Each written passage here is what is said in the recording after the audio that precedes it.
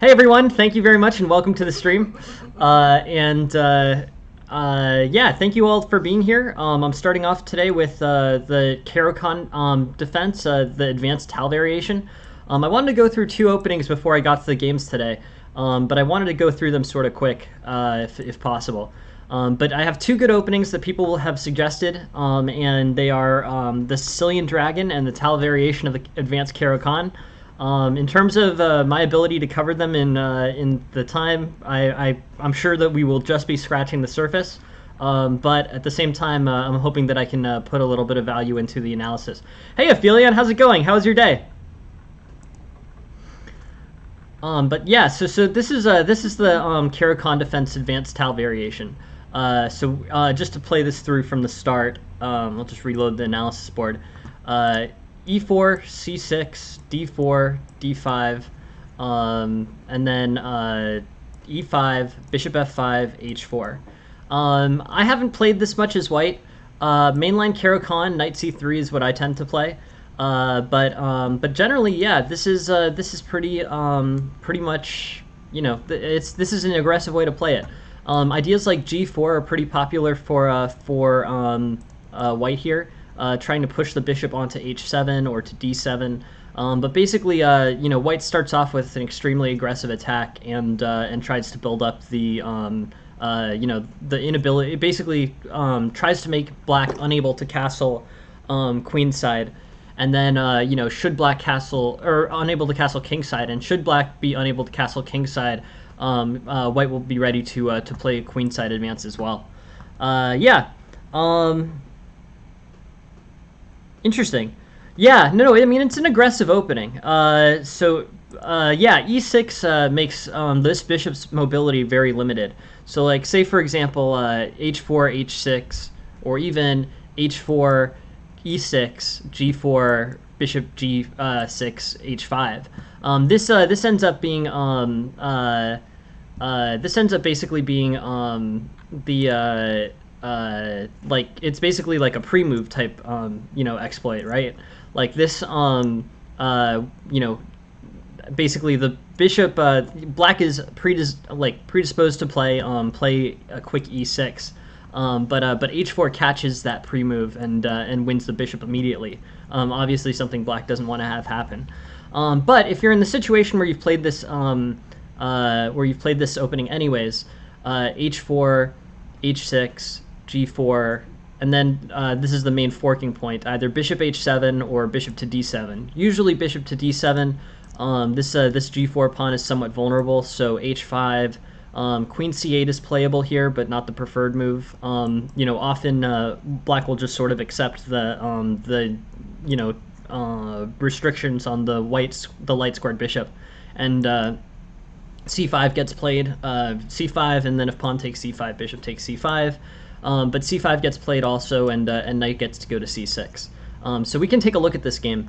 f4, c5, c3, queen b6, knight f3, knight c6. And yeah, it's an interesting game. I mean, you know, this kingside expansion is really kind of unusual for white. But at the same time, this shows a really positive eval. You know, to my eyes, basically, it looks like white is losing in development, basically winning in space. So I guess that spatial advantage is, you know, valuable. But I would figure that white is going to be in a tough position because this can be undermined by a lot of different types of moves. Hey, good morning, or how's it going, Richard? How are you? Good to see you. I haven't seen you in a few days. So knight f3, yeah, and basically, you know, white has this superior evaluation, but a very loose and difficult to handle position. With rook to h2, which is the preferred move here, either king f2 is the most popular move, rook h2 is the second most popular move. With rook h2, the bishop gets to develop to e3, which is a valuable square in terms of supporting this or d4 pawn.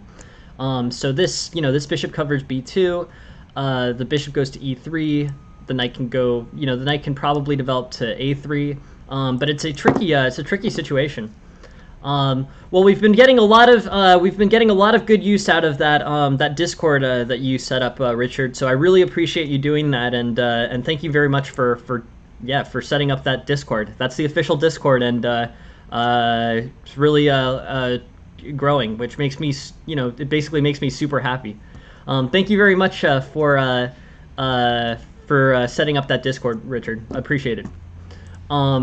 Yeah, so rook h2 holds b2, but let's look at a few other lines. So apart from this like bullet catch, so on h4, g4, bishop g6, h5. Apart from this bullet catch, like what are the aspects of this position?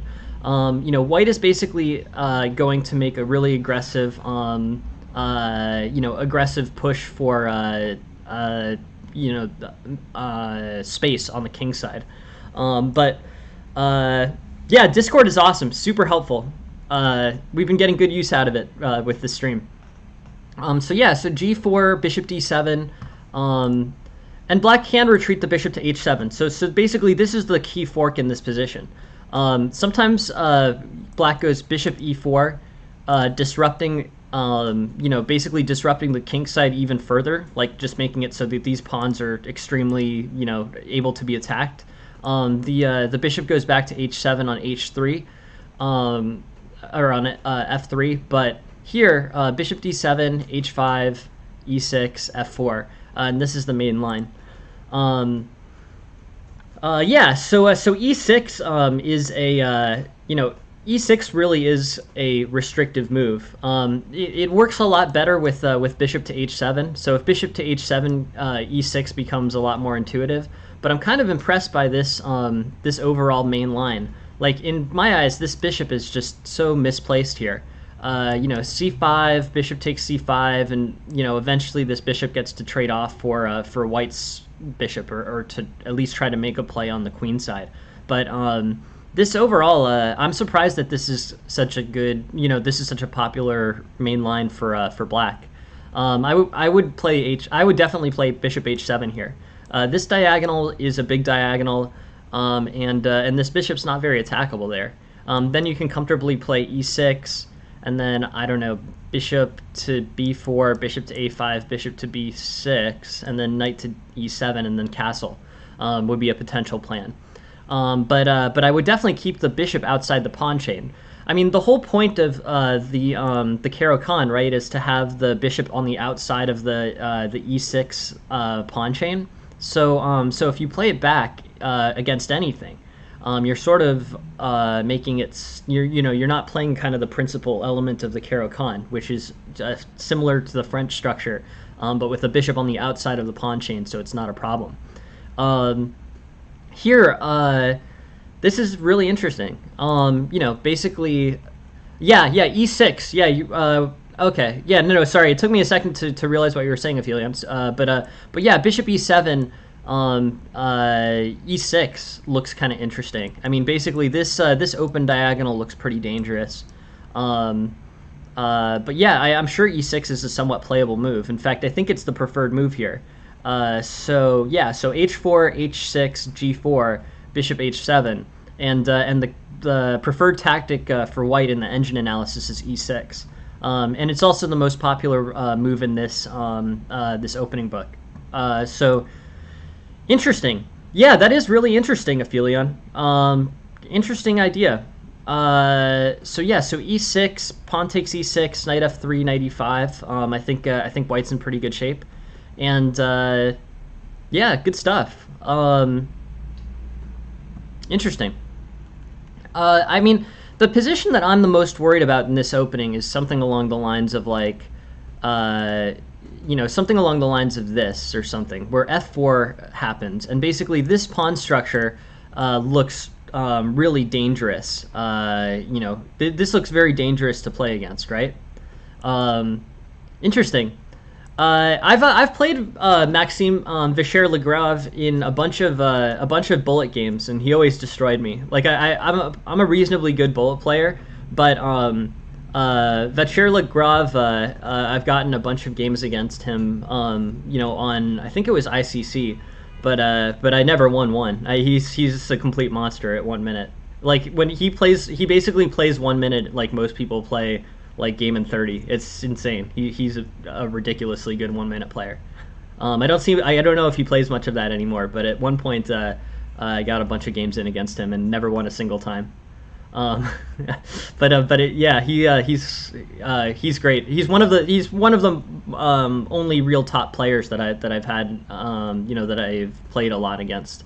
But I probably have a good solid like 10 or 15 games against him.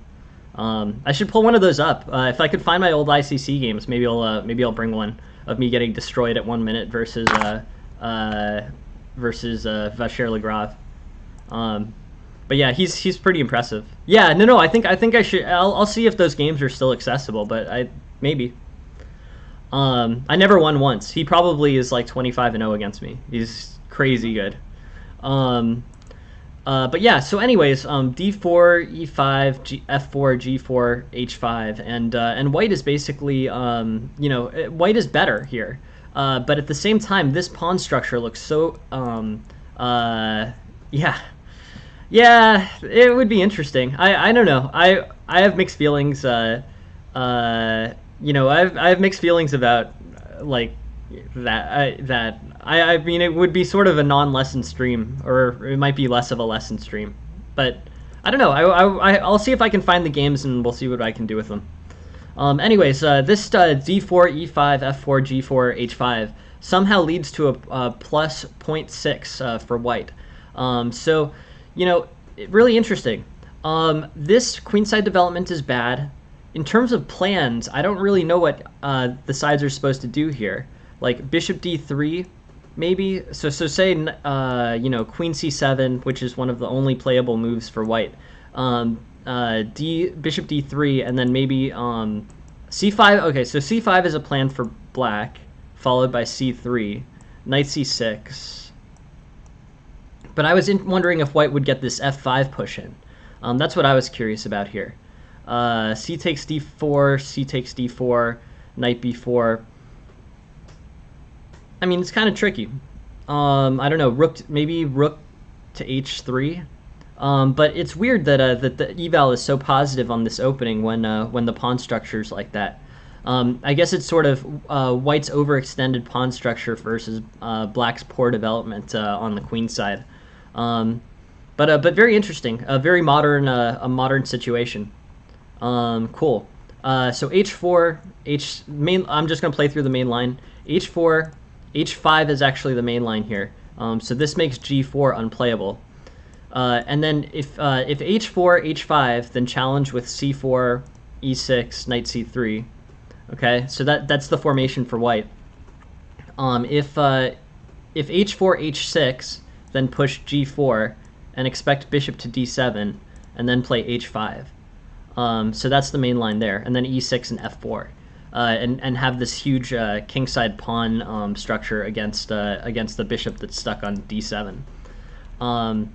And then just in terms of other main lines here, let's take a look at queen b6.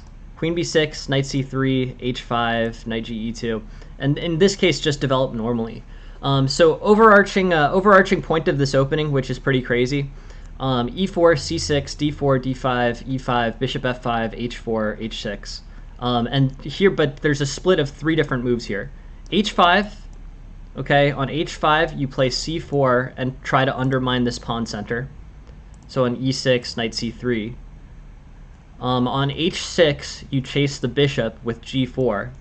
And the bishop usually goes to d7, but can also go to either e4 or h7. And in the h7 case, you can play h5, basically restricting this king side. One other thing, just a positional concept here, with the reason why the engine is so big on h5 here is this pawn basically controls these 2 pawns in this scenario. This pawn keeps the h6 pawn from moving forward and keeps the g pawn from moving forward as well. So here, basically, you're using 1 pawn to control 2. Otherwise, it's like the question is, why do you play h5 here? It's not that easy to. It's a move that requires some thinking behind it. But it's this concept, this 1 pawn versus 2, is the value of playing h5. At this point, h4 and g4 have been played, so it's not as if h5, weakens your pawn structure much. Your pawns are already very extended. So there.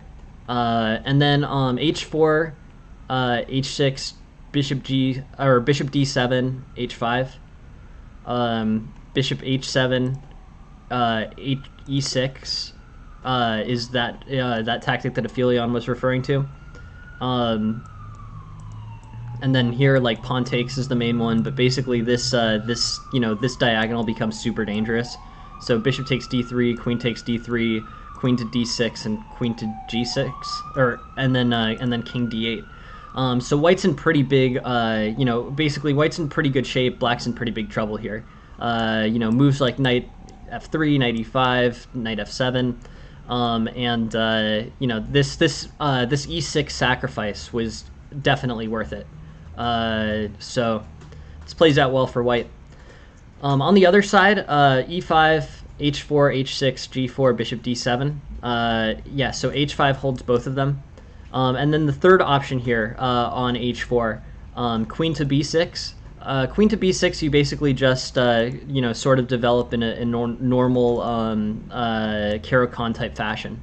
So e6, knight g3, bishop g6, bishop e2, c5, and d takes c5. And here, basically, white's in a pretty good place. Nothing, black's sort of equalized, but so I guess that this is probably the best line for black. But that sort of makes sense. I mean, it's the only line that basically transposes into a normal Caro-Kann. Everything else here, white sort of creates a lot of problems for black. So here, just to go through the lines again, and then we'll move on from this opening. 5, h4. This defines advanced variation. h6, and then g. And then the main line move is bishop to d7. On bishop to d7, you play h5, and then h5 and f4, and this crazy pawn structure, which plays white. On bishop to h7, you also play. You also basically have the h5 threat, but against the immediate bishop h7, you play e6, pawn takes e6, bishop to d3. Bishop takes d3, queen takes d3, and here you have this big threat on this diagonal. I don't really think there's any way that black can stop this. I think either king to f7 is probably the best shot, but basically that queen's going to g6 no matter what, so there's not really much that could be done. So that's the response to that. And bishop d7 we said h5. Bishop to e4, so h4, h5, c4, play for the center, and h4, queen b6. This is the best line for black from an eval standpoint. You can play g4 here, bishop to d7, and then play normal developing moves in the Caro-Kann. But it's really pretty interesting. It's an aggressive way to play against the Caro-Kann. h4 sort of signals g4, but the move that really compromises the king side is g4. That's the move that's committal. h4, you're basically fine. h4 is played in many, relatively conservative Caro-Kanns. You might be signaling g4, but at this point, white hasn't done anything too disastrous to his pawn structure, so things are basically fine. Anyways, this continues on, and that's an overview of the main lines in that opening. Going the other direction, we wanted to take a look at the Sicilian Dragon. Honestly, the Sicilian Dragon is probably the most theoretically complicated opening, probably where the analysis has been done the most, but that's okay. We'll do it. I won't be able to do justice to it in 10 minutes, but it'll be interesting to go through. So here, pawn takes, knight takes, g6, knight c3, bishop g7, and here, basically we're in that would be a clickbaity thing to do, Jen. And adorable. Honestly, I'm not big on promotion side of things. I'm just sort of trying to give free lessons, but Jen has all these ideas, so Jen's sort of keeping me on my toes with things to do in terms of ideas. Anyways, this is a pretty interesting situation. Black basically, this is considered to be the most aggressive line for Black. The defining characteristic of the dragon is G6. I mean, it is. It's really pretty rough. There's not much I think to do here. E4, or sorry, I'll start a new analysis board so we won't jump into that old theory. But anyways, E4, C5, knight F3, knight C6. D4, pawn takes, knight takes, G6. Sicilian dragon, accelerated dragon. Oh man, Aphelion. Jen has been wanting me to get a cat for so long that it's not even. This is a long-standing question, but I think Jen's dad just got a cat, so. I feel like the pressure's been off, but the answer to that question, Aphelion, is I'm sure that Jen would like to have a cat here. Anyways, so G6 is the move, and you guys are funny. So G6, and then here the main line is knight C3, bishop G7. There's main move here is bishop b3. Let's just play through the main lines. Castles, bishop b3, d6, f3, bishop d7, queen d2. And here, it's a little bit diverging. There's multiple choices here. White can castle on both sides. The preferred side here is castling queenside. This makes sense. In the Sicilian dragon, you've played g6, right? So g6, h4, h5. No, it's funny. It's Jen is I can't have the cat at my apartment, unfortunately. I think it might actually be against the rules, which is kind of a bummer, but anyways, Jen really wants a cat. She's wanted a cat for as long as I've known her, so so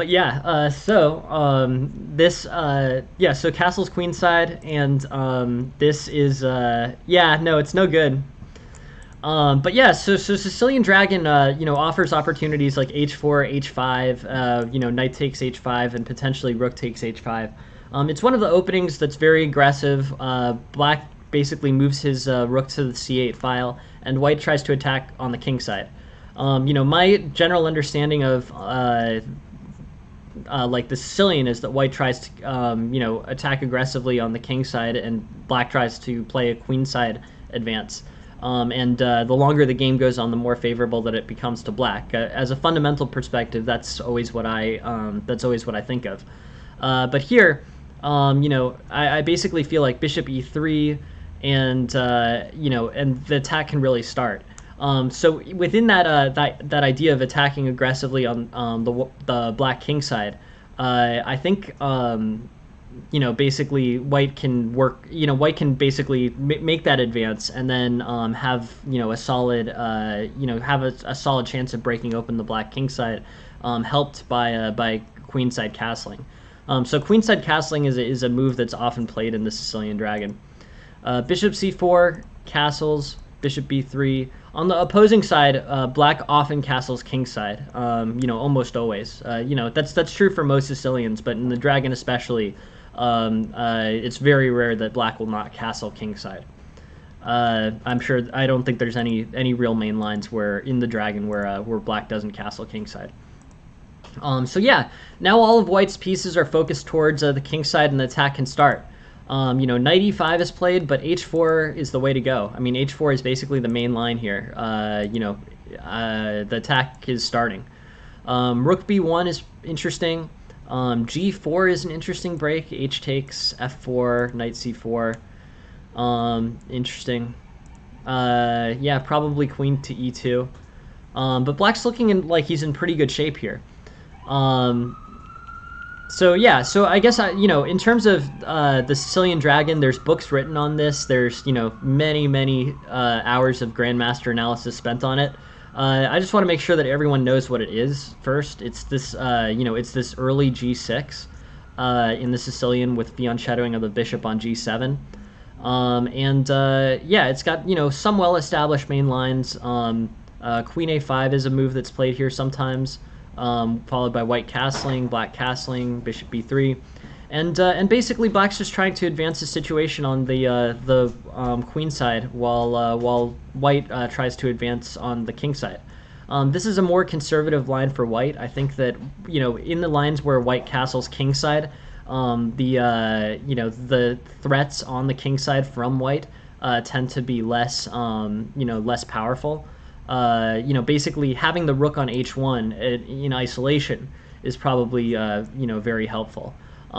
Playing something along the lines of like queen d2, queen d2 and bishop h6 is much scarier if you have h4, h5, and white having the ability to break open the king side. Yeah, no. I mean, I basically think that aggressive attacks on basically aggressive attacks on the king side are the way to go. I mean, let's go back to this main line. The main line includes h4, basically starting this this king side attack. Here, it's a pre-built strategy basically. It's 1,080 games start, or have h4 and the attack starting by move 12. So, in this context, like, this is very well explored. These are well-known attacks that many grandmasters have played against each other, and you're just sort of trying to hope for divergence and or an inefficiency by black here as white, because the attacks are well explored. I actually completely agree with that, Aphelion. I think castling queenside in the dragon is better. Just launching, or I mean, castling queenside is good. Castling queenside is good not because it's castling queenside, but instead because it's helpful to the it's helpful to the rook on h1. It's helpful to have the rook on h1 attacking the king side, and supporting the attack that way. That's not available if castling is played instead. Anyways, king b1 is played. And then b5, black's going to be advancing on the queen side, white's going to be attacking on the king side, and basically, it's going to come down to who can make this, who can basically make the disruptive move first. White gets good chances when he plays moves like knight to d5 and the rook has to move to e8, because, in this situation, white is the attacker and black is the responder. And the moves that black is playing are not moves that are advancing him in any way. They're moves that are responsively being played, to prevent the issues for white. But anyways, this is an interesting position. Well explored attacks. A3 again is basically a protective move for white. It's really about who can make the opponent, be in a difficult situation first with their attack. Who can make their opponent waste more moves on defense is the point of the thank you. Thanks, Aphelion. Yeah, no, that's correct. What Aphelion is saying. So we're about to wrap up this opening theory, but yeah. Books and books have been written by grandmasters on the dragon. It's important that you know what it is and what the main concepts are.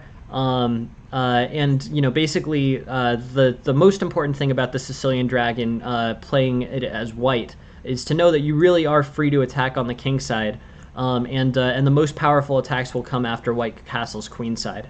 You're going for a quick win as white, or the quickest win you can possibly get. And you're trying to make it so that black has to play defensively against your aggressive moves. So that's my, that's my thinking. Yeah, no, totally. I mean, without theory, this can really get nuts. But the point about it is, if you know that as white you're supposed to attack on the king side and attack aggressively on the king side, that will lead you through many, many questions, even with incomplete theory knowledge. The theory knowledge in the dragon, I'm sure, goes like 40 to 50 moves. I mean, it goes basically through the whole game at grandmaster level. You're not. I don't think you're going to be able to find much in the way of novelty, but it's it's kind of good to know where it's where it's going, um, or that's a very solid white strategic plan. This aggressive tactical attack. Um, good question. Good question, Houseline. I guess I would say I advocate everyone play the Italian game. It's very solid. There's just not much, ability for black to trick you or to play some theoretical attack, which seems to be very common at class level. If you just play the Italian game, you'll be in a position where you will be playing, basically playing chess against your opponent. My strategy for improving was always basically, playing a solid opening where I wasn't any worse, and then becoming better tactically so that my opponents would, basically in a situation where I had to formulate a plan and execute well tactically, I would be at an advantage against my opponent. That was always my thinking there. So I've pushed, I would push towards Italian game, e4 openings, and then tactical training to go along with it. There's just not that many opportunities to get trapped. I mean, your opponent can play weird stuff occasionally, and you have to be careful. But in my mind, that's not really as much of a thing in the Italian game as it is in some of the D4 lines. From a positional perspective, I don't know. I guess I would just say it's mostly about tactics. You're trying to basically form an attack on the white king side, or if you're white, you're trying to form an attack on the king side, and you're trying to play bishop to g5 and then pin the knight on f6 with moves like d5. Castling queenside is often better than castling kingside in the Italian, but it gives you an opportunity to really outplay your opponent tactically, which is my sort of strategy for improving out of club level. At some point you are going to have to go, with my strategy, at some point you are going to have to go back and learn the more theoretical side of things. But, what I would say to anyone playing at club level is do a ton of tactics. Make sure that if you're in a position where both you and your opponent have to play creatively and out of book, you will win those situations as much as possible, and you'll be able to execute well. And then basically play something where your opponent can't really trick you in the opening, where it's just basically something solid, not particularly frightening. It doesn't have to have any traps or anything too scary in it. Just get to the position where you can play chess and then know how to formulate a strategy and execute that strategy better than your opponent. That's the overarching. If someone asks me what's the overarching concept to improving, that would be the basic strategy that I would suggest. But yeah, the Italian's complex. I mean, all openings are complex, but it focuses on tactics over positional play. And positional play, is something that's also very important in chess. But at club level, the errors are getting made on the tactical side of things. I don't see people who make huge. I mean, I guess I do see people who make huge positional understandings. But you can really differentiate yourself out of class level by having the better tactics and then creating a tactically complicated position. That's more common in an open game. E4, E5 openings. I don't know. I mean, it's. I guess I would just play into Guaco piano, like E4, E5, knight F3, knight C6, bishop C4, bishop C5, and go from there.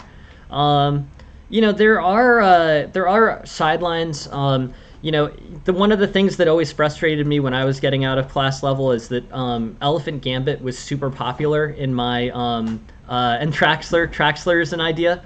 The things that I was the most vulnerable with, and I'm still sort of vulnerable to, are the games where it's like it's basically some type of book trap. So the Elephant Gambit was always super dangerous against me, and is probably still super dangerous against me. But e4, e5, knight f3, d5 can really be tricky against a basically like a white Italian game player under say 1600. That defense will actually get you a great, you'll get great mileage out of that defense. But if you learn the book lines for it and are well prepared, but it's really a crazy situation and very dangerous. Yeah. So Italian game I think is good. Bishop's opening you can try too, but with basically ideas in terms of transposing it into the Vienna or transposing it into the Italian game. But really just play something solid. I think as a I think in general just get to the point where you can play chess, and then get to the point where you can play a chess game that's out of book, and then be very well prepared tactically. That was a strategy that worked for me, and I think that's an effective strategy at club level. Anyways, this is this is the Italian, or this is the Sicilian dragon, defined by this g6 line, moving the bishop to g7, castles, bishop b3, bishop d7, f3, and then castling queenside. And then really it's hard to go wrong attacking as aggressively as possible on the king side. You probably don't want to sacrifice too much material, and usually you don't have to, but you can pretty much play h4, g4, h5, g5 type moves on the king side as much as you want against the Sicilian dragon, and you will not go you will not go wrong with that. That would be my argument in this opening. So yeah, white castles queenside and the dragon I think is better. And the attacks are all very well explored, and I think they're the way to go. Hey Jack Mac, welcome to the stream. And I just wanted to wrap up that opening theory. That I hope that's a good kind of basic sense of what the Sicilian dragon is like. Anyways, on to the next one. Now we're going for Flanky's game. And Flanky was playing white in this game, and I want to take a look at it. Well, thanks for making this your choice, Monsieur Onion. Thank you for joining the stream. But yeah, so Flanky Silver played this game. This is a closed Sicilian, and I'm just going to play through it quickly because I haven't seen it before. This theory all looks decent. Cool. Okay, and then interesting. All right, so let's take a look at the closed Sicilian. The closed Sicilian is an interesting opening. I've played it. I've tried a few different openings. In my life against a Sicilian. Closed Sicilian is one of them. Closed Sicilian with Grand Prix attack is one of them. 2G3 is one of them, and 2C3 is one of them. They're all pretty interesting. Yeah, so knight c6, and then white has 5 main choices. White's choices are knight f3, which is just going to be a line that's probably going to transpose into a delayed opening. G3, which I like, which allows bishop to g2 and knight to e2. F4, which is the Grand Prix attack. Bishop to b5, which is what's played in this game, and interesting theory that I'm not super, to be honest, I'm not super familiar with. A traditional line, bishop to b5. And then the fifth option is this chameleon variation, knight to g knight to e2. So overall, these are 5 options. All of them, I'm sure, give white a plus here. But let's take a look at bishop to b5. I don't know this as well as some of the other Sicilian lines. I haven't played it. I usually played a Grand Prix attack. But yeah, so on d6, knight f3. F4 transposing into something that sort of looks like the Grand Prix attack, or bishop takes c6. Bishop takes c6 I think is probably the weakest of those options. Looks like it equalizes. The rook on b8 is also just as dangerous for black. So basically white gives up his good squared bishop and his bishop pair in order to have his in order to basically control more of the center, but he loses the B line to this rook. Yeah, Sicilian is a good opening. As white. Yeah, that probably is right. I actually, now that you say it, Hyperion, if you can manage playing the Sicilian, it's a good defense against 1e4. I was thinking, further in the opening, but yeah, if you can just sidestep Italian game entirely with Sicilian, and feel pretty comfortable with the positions that you're getting. You probably don't have to go crazy and do the elephant gambit, but that one actually is pretty dangerous at club level. Under 1600, elephant gambit works great if you learn the theory, which is pretty interesting. Anyways, let's look at this. So, ideas are like, okay, so knight f3, knight f6, castles, d5, rook e1. White's better here. This bishop pair is kind of, not having the bishop pair is kind of a liability. White may want his light squared bishop later, but his central control is very good here, so it ends up being a relatively positive eval. This is the way that the game was actually played. In this game, knight to c6, bishop to c6, b takes c6, and then I don't know. Knight f3 actually isn't one of the preferred openings here. F4 or D3 are actually, in the opening book, but knight F3 doesn't look much worse to me. I think knight F3 is fine. Maybe F4 here is probably best, just because it controls the center. With knight F3, black can respond to E5 and have kind of a strong center. White will play D3 and bishop G5, but basically black will have a really difficult to move center. And chances of playing d5, pawn takes d5, that kind of thing. It's a strong center. It's good. Should be in pretty good shape. Yeah, so here, knight f3 is played.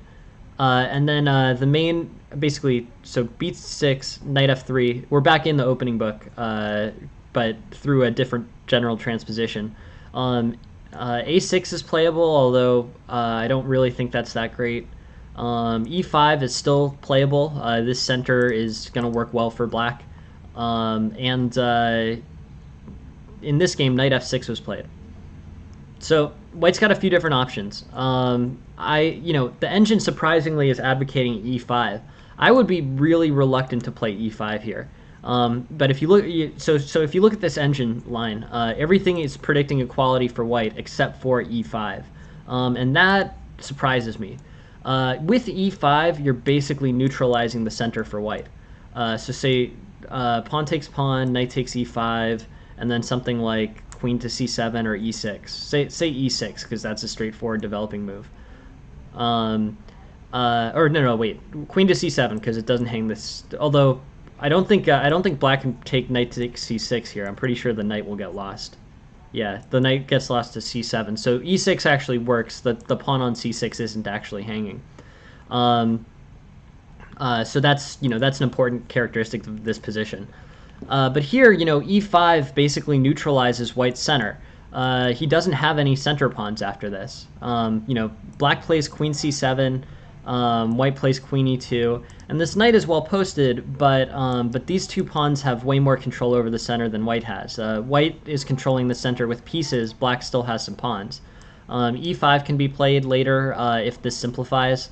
But overall, I'm sort of surprised by this interest in playing e5 here.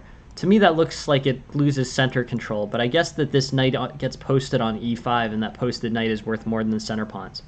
Anyways, I have to think about the way that the computer is evaluating that, because e5 looks like e5 is the type of move that I don't like to play.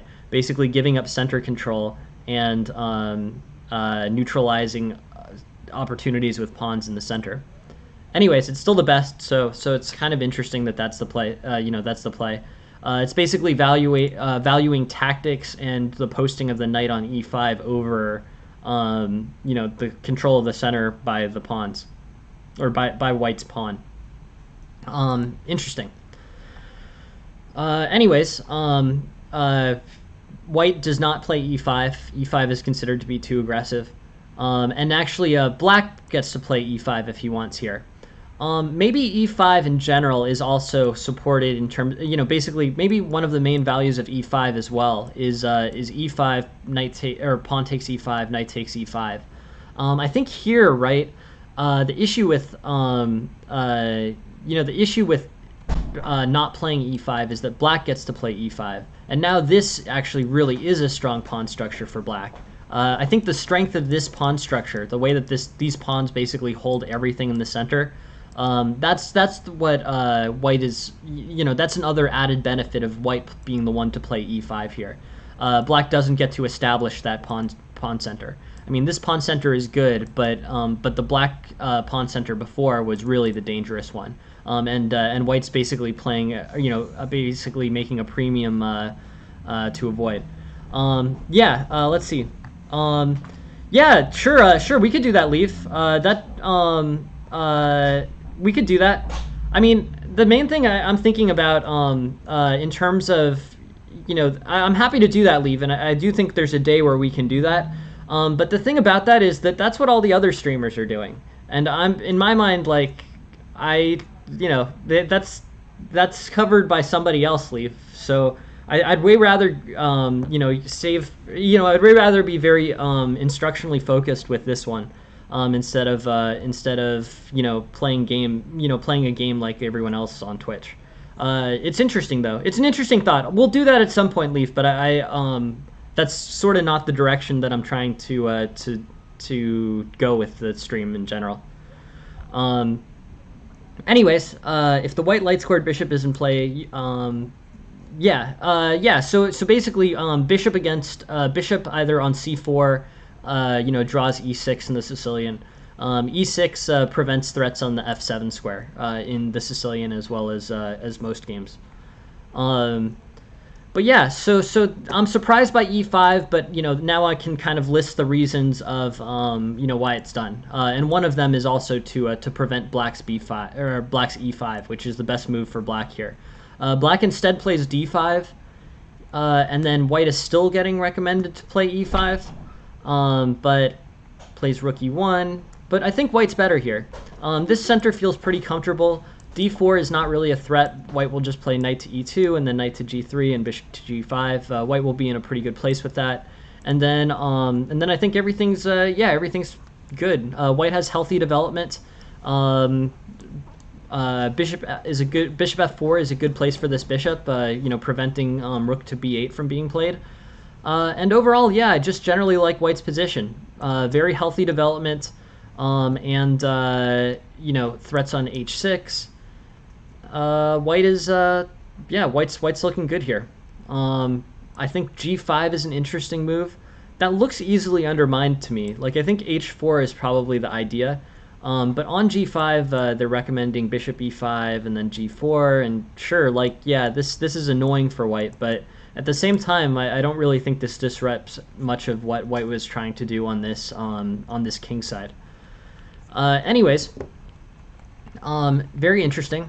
And here, okay, cool. So now g5 actually does get played, and white is actually better here, which is awesome. And yes, we're entering into the tactic situation. Cool.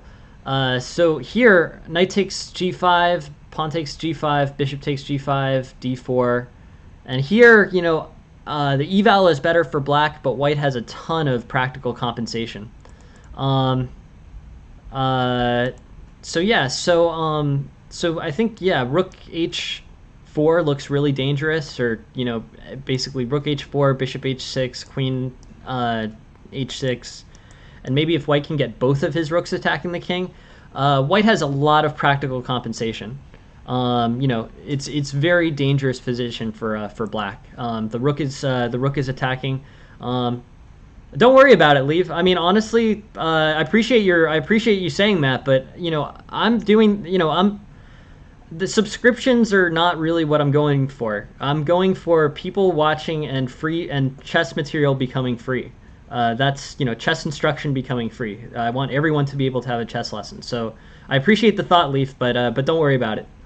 It's the thought that counts on this one. for sure. So yeah, but thank you. Bishop f5, and then bishop takes e7, queen b6, and overall, basically white. I really like white's position. I mean, materially it's about equal. Engine gives it about equal, but this attack is going to cause black some serious problems. So let's keep going. Bishop h6, and yeah, I'm wondering if white could have done something more dangerous. I feel like black's getting too much defense here. Maybe rook e1 here. I would think is probably the best idea. I mean, I'd have to be careful to make sure that there's no issues with rook to h8. Looks like maybe white is just a tempo short or so. This is definitely some. Yeah, the moats are new. Thank Jen for those. I think they're awesome.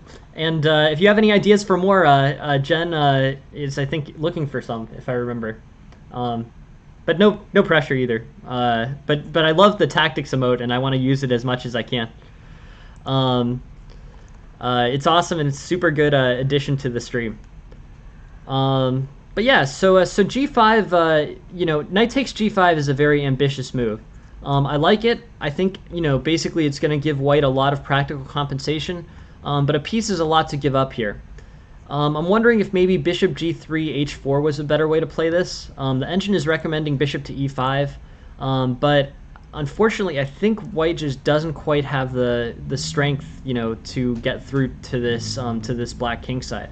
Knight takes, pawn takes, bishop takes, and then d4, knight e2. But white has a lot of practical compensation, but black is just cleanly better. I mean, he's up a piece.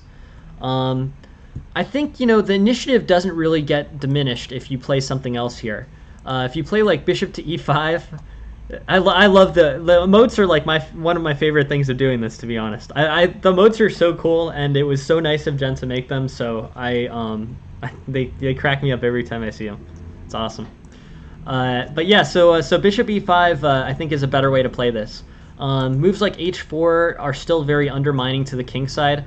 I don't think Jen, you are silly. Jen wants extra slots so she can make more emotes. I'll make the deal that if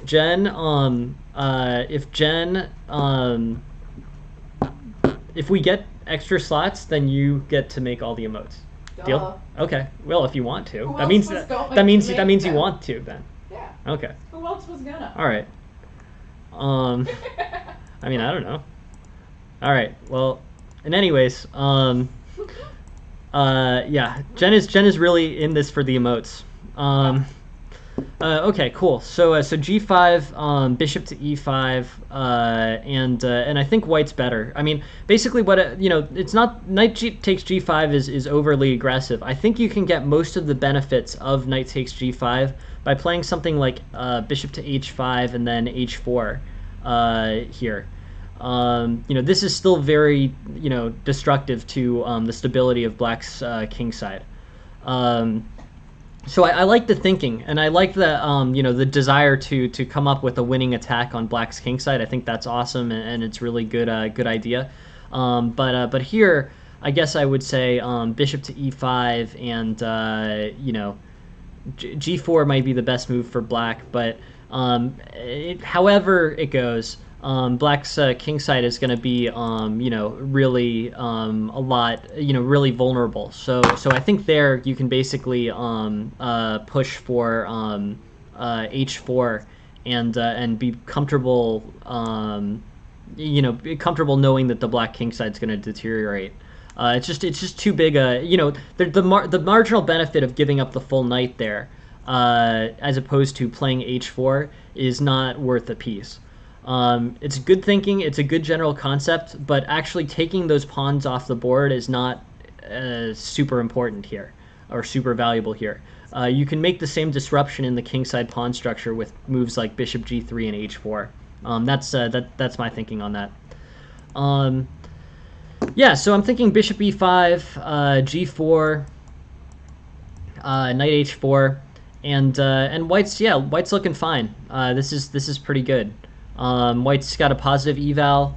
The h6 pawn is vulnerable. I mean, you can reorganize and play bishop to f4.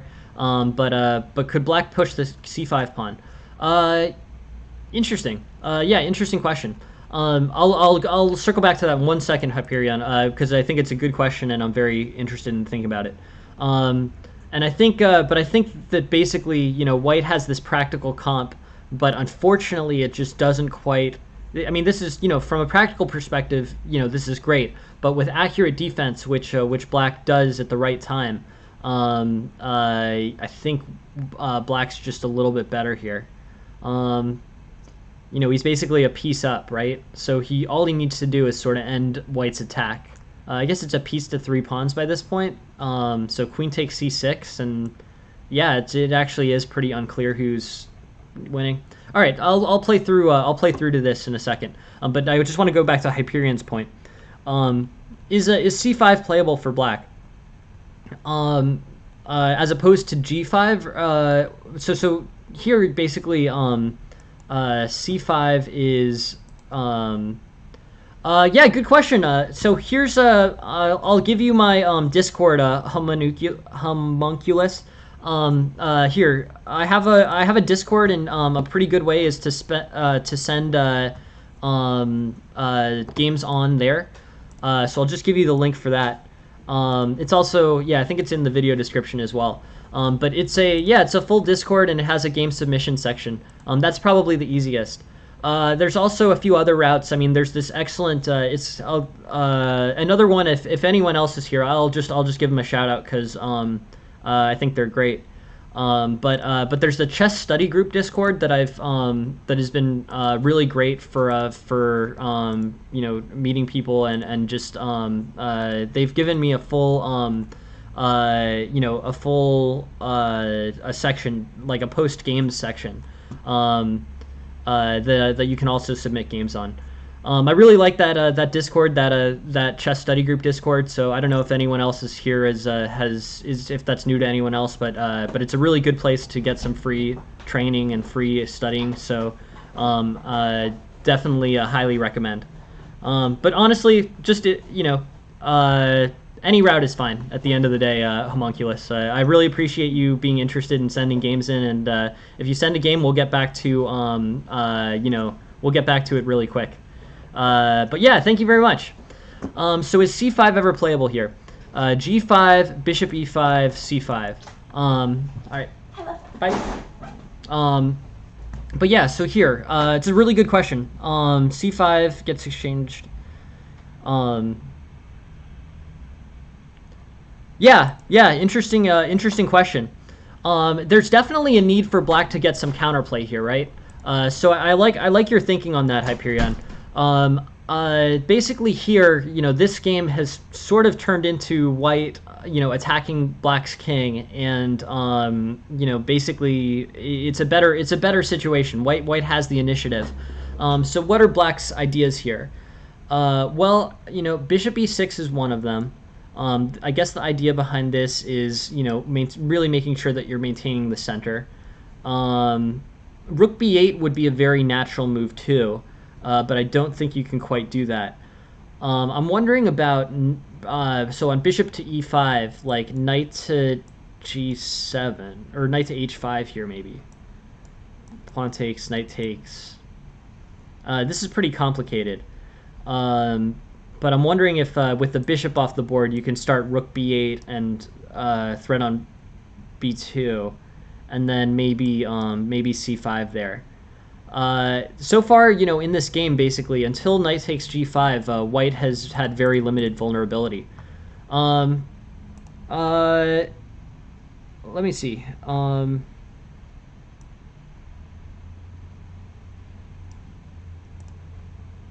I think yours is in for tomorrow, Leaf. It's not for today. But yeah, so h6, bishop f4. Yeah, no, sorry. It's for tomorrow, Leaf. Thank you very much for sending it, but it's not for today's stream. Um, so here, this is a full sacrifice, not worth the material. Rook takes, bishop f5, rook h6, and here, I basically think Black has gotten enough material that he's in a good position. White needs to aggressively attack, but it's not super obvious to me what where in the position White should be attacking. Either rook e1 or queen to c6. Queen takes c6 gains more material. Engine is suggesting queen takes c6, and then White's up 4 pawns to a piece, and it's pretty unclear actually who's winning here. This is probably White's best opportunity. You've gotten a lot of practical compensation. I don't really think that this this situation was supposed to. I don't think this was the most accurate defense for Black. White was able to basically exploit practical compensation, a lot of complexity here. Okay, yeah, no problem. Thanks, Leaf. I'm really excited to review your game tomorrow. I have it for tomorrow, and I'm sure that we'll get to it then. Thank you very much.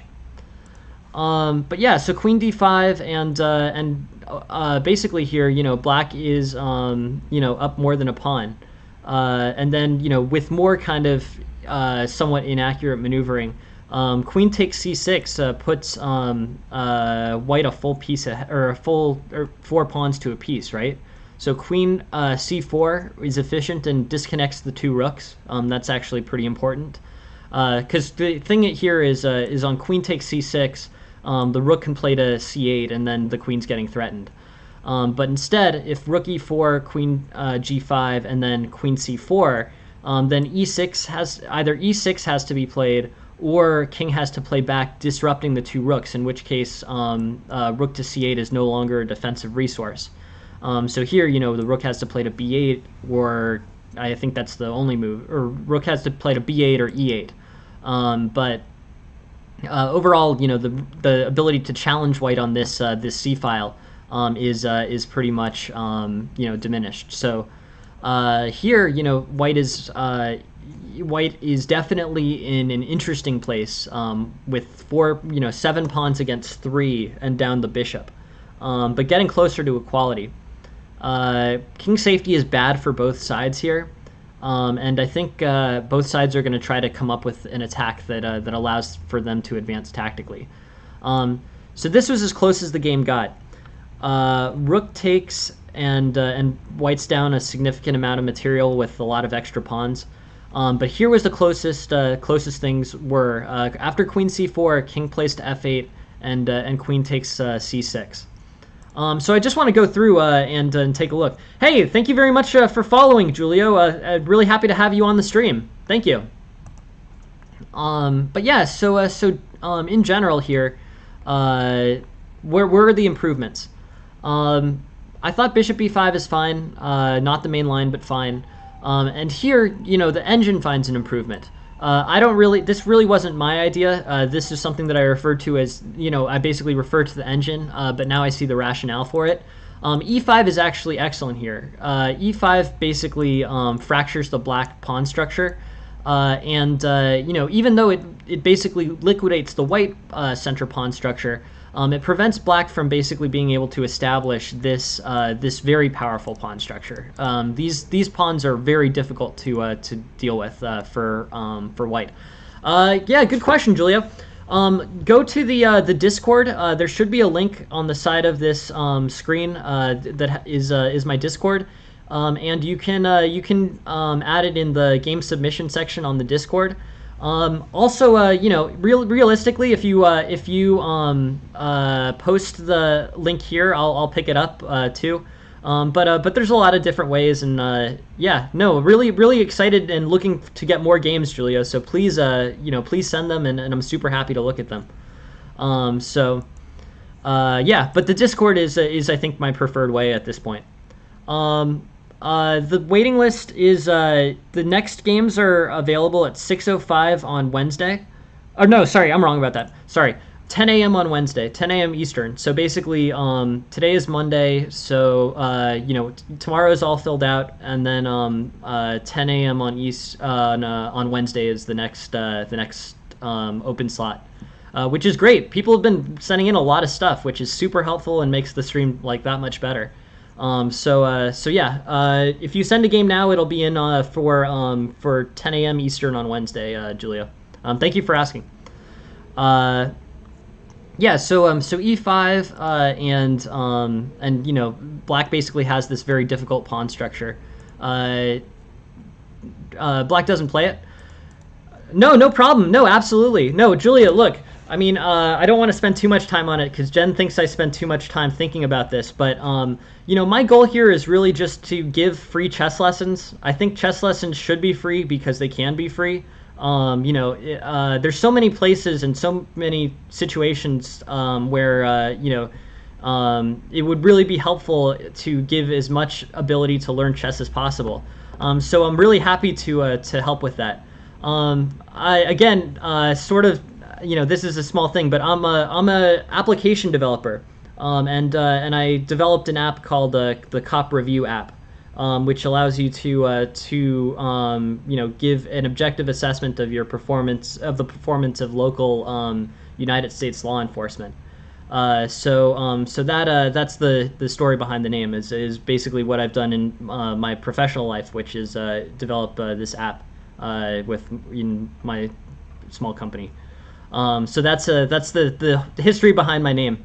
But I like it now, and feel free to take a look at the app as well. It should be linked in the main screen. It's an idea. Anyways, no, thank you very much, Julia. No, I'm working hard. I wouldn't get my fingers are crossed, but I really appreciate the support and the energy of everyone else. And sending material is really helpful, and I'm super happy to get to review games. I learned a lot from this stream as well. It's really helpful to me. I think this is a really underrated way to learn. Just looking at all the games that I get sent to me and looking at all the opening theory for it. I'm certain that's made me a stronger chess player. It's basically there's all these opening lines that when you get stuck playing the same set of openings over and over again over many years, you sort of don't learn the openings that you don't play into. So getting games from other people has actually been excellent in terms of learning the openings where my knowledge was pretty weak. I'm just learning. This is really fun for me to do, and I get a lot out of it. So please send any. This goes for everybody, but please send any of your games, and we're really happy. I'm really happy to have you here. I hope it's helpful because I enjoy it, and it's very helpful for me as well. Cool. I don't know. We'll see what happens. I'm focused on I'm really focused on the teaching side of things right now. My goal, more than any chess goal, my goal is to make chess lessons completely free for everyone. Everyone should be able to have a chess lesson. Everyone should have an opportunity to become a chess master. That's my goal. In terms of higher title, it would be cool. We'll see what tournaments are available, but that's sort of not where my priority is as it relates to chess. So anyways, we've been stuck on this for a bit, so let's keep rolling. Castles, d5, rook e1, g6, and basically things are going smoothly for white. We're at this part of this curve, I'm okay. The person who will really be cool if you want my opinion is the grandmaster who starts giving chess lessons for free. Once the grandmaster starts giving chess lessons for free, then we've really made progress.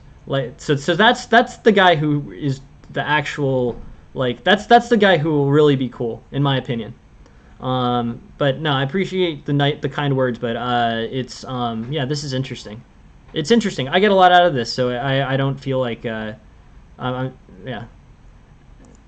But I'm hoping for the GMs to come online and do this because this concept definitely works, and if this can be available to everyone, I really hope that it is.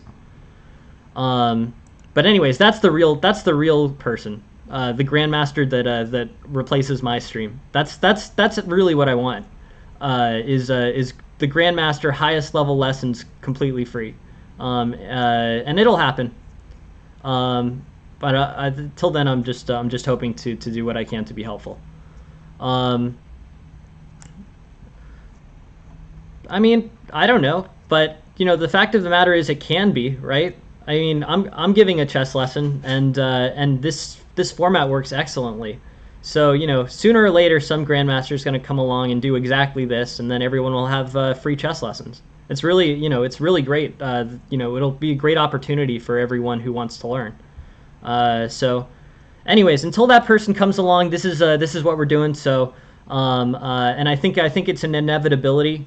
So I think we have good things to look forward to from the learning side.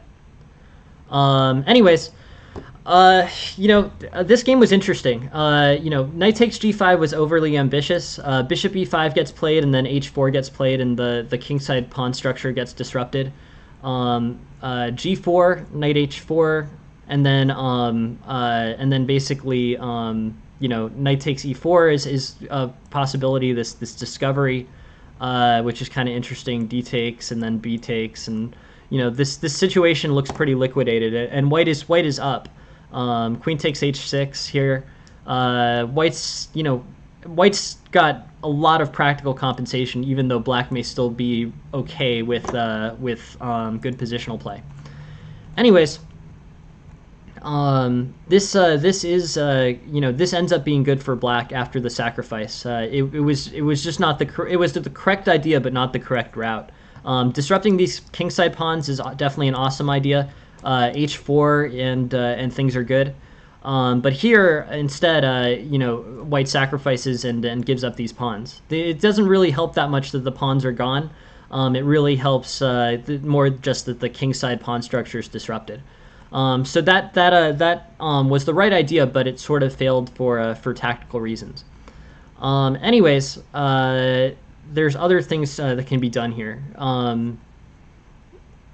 Bishop f5 is a little bit weak. Bishop takes e7 can be played and threaten the queen to win material. Yeah, no, thank you very much, Chess Numbers. Thank you very much for joining the stream, and please let me know if you want to send over some material for review. I'm good, with whatever openings or endgames or games you'd like analyzed. But yeah, thank you very much, Chess Numbers. Bishop takes e7, queen b6, and basically, black is fine, but the position's relatively close to equal with white down a piece. This game goes on sort of like this. It always, ends up being pretty complicated. There was an opportunity here with queen takes c6, but I understand, basically every move that isn't played as aggressively as possible. I mean, from a practical perspective, it's just really hard to make to make this move to play queen takes e6 when there's things like bishop e4 or bishop e8 even, threatening this mate in one. The mate in one can be held by the queen, but it's just in a very uncomfortable position to play as white. So I understand it. Here, after everything liquidates, it's way better for black. Two rooks can clear off that pawn advantage pretty quickly with the extra bishop support. But yeah, I think it was a well-played game. The pieces that I would look at for takeaways here are, knight takes g5 was overly ambitious. You could basically disrupt the kingside pawn structure much more cheaply with h4, knight h2, and maybe bishop back to f4. So that was the first improvement that I would make. It was the right idea, but just didn't have the enough tactical strength, and also it could be replaced by something that was much less of an expense than the full knight. And here, this position basically ends up playing out pretty well for white. Basically at the closest point, white gets to an almost equal game. Granted, this is a super complicated position to play. White's king safety is bad, black's king safety is bad. This rook is getting threatened. and basically, you're going to need to try to advance the pawns, and you're going to have to do it successfully, or you're going to be down a piece. So overall, super complicated position, but actually much closer than it might appear. It's hard to count it's hard to evaluate a position like this because it's like, 4 pawns against 4 pawns against a bishop. Like, how do you calculate that in terms of points? Sure. Yeah, no, the bishop move, that is. Yeah, let me take a look.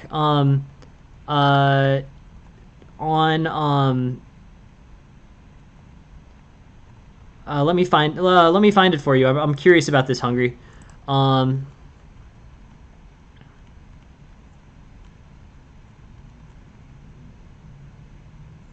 This bishop, you're referring to this bishop f5 here, right? This bishop f5 is considered an error because of bishop takes e7. Yeah, there's just a tactical response here. So we can go through that line. Bishop takes e7, queen b6, bishop takes f8, rook takes f8, and then something like rook a4. Engine suggesting rook a4. That looks weird. I'd rather play rook h4. Queen takes b2, rook to f1. And overall, white's getting a lot of practical compensation. These bishops will definitely be stronger than the rook in the endgame. But that was the idea. Just the fact that it allows this sort of interesting line where you have 2 bishops for a rook, and yeah, really tactically complicated, exactly. And bishop takes e7, bishop takes f8, rook takes f8. And here, white's in a pretty good place. About equal. Attacks coming on the king side, but overall here, I think white's, white is solid. I don't know. Rook a4 looks so weird to me. I guess the value of rook a4 is that queen takes b2 and then rook f1, and then the a2 pawn isn't hanging, and the a7 pawn is getting threatened. That's probably the logic behind rook to a4, but it does look strange when the king side is so open. Anyways, the improvements here, there were a few tactical ones. This knight takes was not the not the most tactically efficient move. Here, bishop takes e7 would have created a complicated trading situation, but is objectively better for white. And then the final thing here, which is the closest situation that basically the closest the game got after the piece was sacrificed. Just this direct queen c6 move after king f8. After queen takes c6, this g2 pawn is basically is held by this queen, and white has 4 pawns to the bishop. Overall, super complicated, very interesting, yeah, good game for white, I think. Basically this situation could play into a draw for sure. But overall, I think basically the main point of focus was that knight sacrifice was too ambitious. H4 would have been almost as effective in terms of disrupting the black king side. So that's the takeaway from this game. Why don't sacrifice a piece in an attack if you can do it more cheaply with a pawn. That's where I think the logic is there, Flanky. Thank you very much for sending the game, Flanky. Very interesting, and I will keep looking at this. The next game is from Houseline. Thank you for sending the game, Houseline, and here it is. Houseline plays against the Modern. Modern with early a6 gets a good position. I mean, here I think you're 3 pawns up, but I think you've got a big spatial advantage. Wow, Brenbone, thank you very much for I don't even know what that is, to be completely honest, but thank you very much, Belanoff, for the hosting. Thank you. So yeah, so knight d5, knight takes d5, and exploiting this pin. And things are looking good. And then there's, I think, a blunder there, but overall,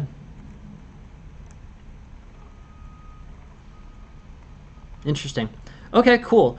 Yeah, thank you very much for sending this game house line. I really want to take a good look at this one. Very interesting stuff. So yeah, so basically it's the normal situation where you play a center game against a flank opening. White has a huge space advantage here. This should be pretty like easily recognized. Like these pawns e4 and d4 are really supporting White's basically supporting White's position. White leads in development. White leads in space.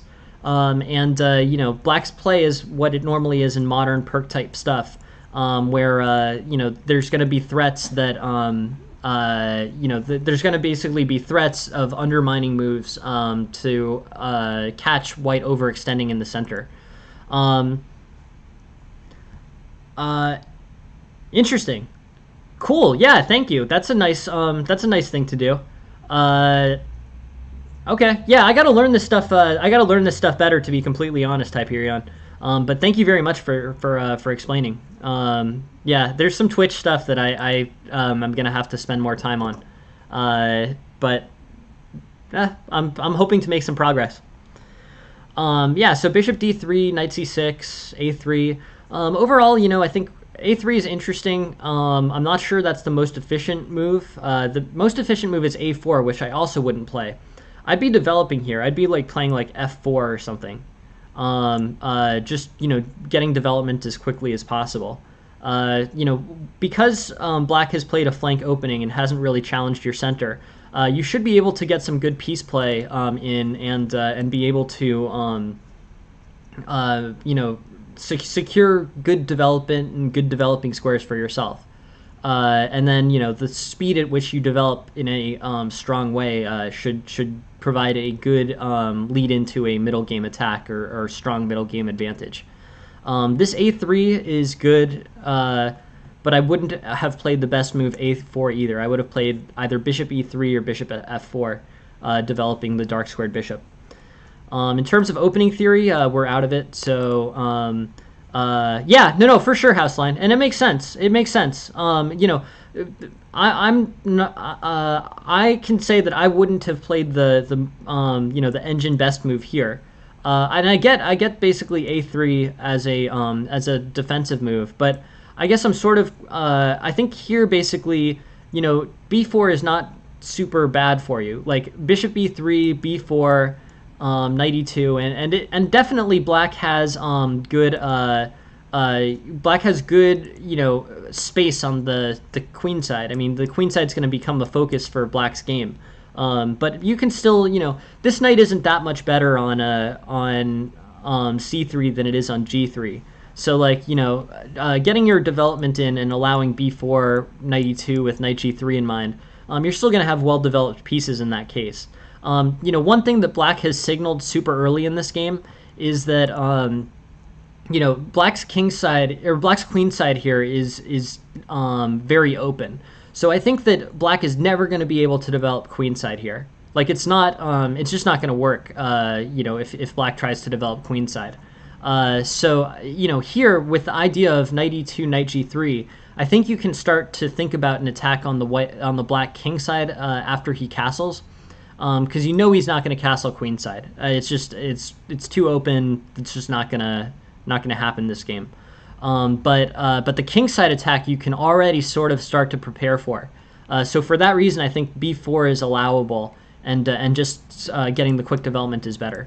But it's interesting. Yeah, it's interesting. It makes sense. A3 makes sense. I mean, B4 is a move that gets a lot of space for Black, and it makes you move the knight. Which is kind of annoying, or move a knight to a square that you hadn't intended to have it on. But I do think Knight E2, Knight G3 is fine. Interesting. So A3, E6, E5, E5, and White has a huge space advantage here. Basically, this pawn is extended, and the E pawns are neutralized.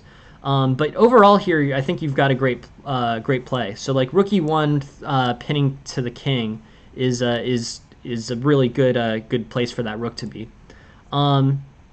Yeah, A4, A5. Definitely undermining the B5 pawn and potentially playing pawn takes b5 with a6 pinned. Yeah, makes sense to me. In general, I think that basically black's not going to be able to advance this queenside very effectively. I guess I would say Aphelion. I do agree with that idea, but I would give it the condition that once black castles, I got you. A4, A5 if black plays B4. Yeah, you could isolate you could use that tactic too. That tactic is always interesting, where basically it's here they're like suggesting like b4. It's really, but if black plays b4 here, there's always the chance. So say on this bishop e3 b4, knight e3 or knight e2, and then black plays like e6 or something. And then if you play a4, you can sometimes get this type of tactic where you can b pawn entirely isolated with a5, and then it becomes pretty vulnerable and overextended. That's definitely a potential tactic there, Aphelion. In terms of interesting idea. In terms of long-term strategy, I think basically the things to go for are it's tactical. Right. Yeah, right. And I think so I think a4 a5 is definitely a move order that can be played and has some value to it. Like it's an idea for sure. Those isolated b pawns can really become a problem for black. But yeah, so anyways, here I'm thinking like knight e7, castles, knight f6, rook e1, and here basically what are the choices for white? He's got this great pressure going on this king in the center. I think ultimately the king's going to castle kingside, because we were talking about how the queen side has basically been so opened up that castling queenside's not really a reasonable possibility. It looks a little less true now, but still probably shouldn't castle on the queen side. You should probably castle on the king side. B4, they're arguing just because this, this generates some good space for white. No, exactly. I mean, B4 does shut down any advancements on the queen side. That is definitely true. So you can trade off the knight on c3, fianchetto the bishop on b2, and play knight d4, and maybe even post the knight to f5 at some point. This is actually this is a pretty great move for reasons that are complicated. B4 is great. It shuts down basically any queenside advancements, as Aphelion says, and I agree with. Bishop b2 is actually a really is basically a really strong way to play this. The bishop is a little displaced on this, this diagonal, to be honest. The squares that this bishop can go to on this diagonal are e3 and f4. F4 runs into this d6 pawn instantly, so there's nothing really going on there.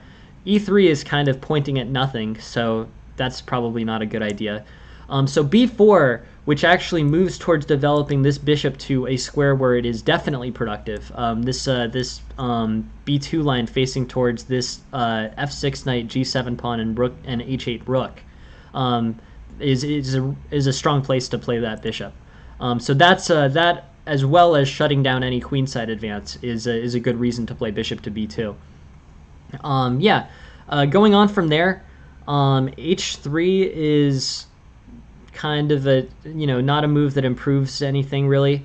I guess I would say my issue with h3 is so h3 with g4 in mind, post castling makes sense, but h3 with knight to g4 in mind does not really make that much sense, because h3, the g4 square is not actually that important right now. It could be important later to get a pawn to it, so the pawn can play g4, g5 post castling and attack the king. But here I think h3 is just sort of not a bad move, but just sort of an inefficient move. I think either b4, which supports this development on b2 and gives you that fianchettoed bishop. I think that's a little bit stronger than h3 here, just because knight he's basically going to have some. So interesting question. No, there's a discovery here. So here, like let's say b4, knight takes d5, knight takes d5, and then bishop takes say bishop takes d5, bishop takes d5, pawn takes b5, queen takes d5, and this knight is pinned. So yeah, really good question. Thank you for asking it, Richard. Yeah, totally a question that needs to be asked, and a key part of this position actually, a really key threat that you need to recognize about the d5 pawn. So black can't take it, which is the most important thing in the rest of the position. But great question, Richard, and I'm glad you gave me an opportunity to explain that a little bit better. So I think h3 is kind of a nothing move here. Like it's an idea, and it makes sense in the context of g4, g5, but h3 here I think is there are more productive moves. It's not a bad move, just I think you can find something more productive here. b4 is what the engine is saying. If you want to be a little bit, b4 is the best. I mean, b4 shuts down a5. It shuts down anything black was doing on the queen side. So for that reason, it's the most valuable.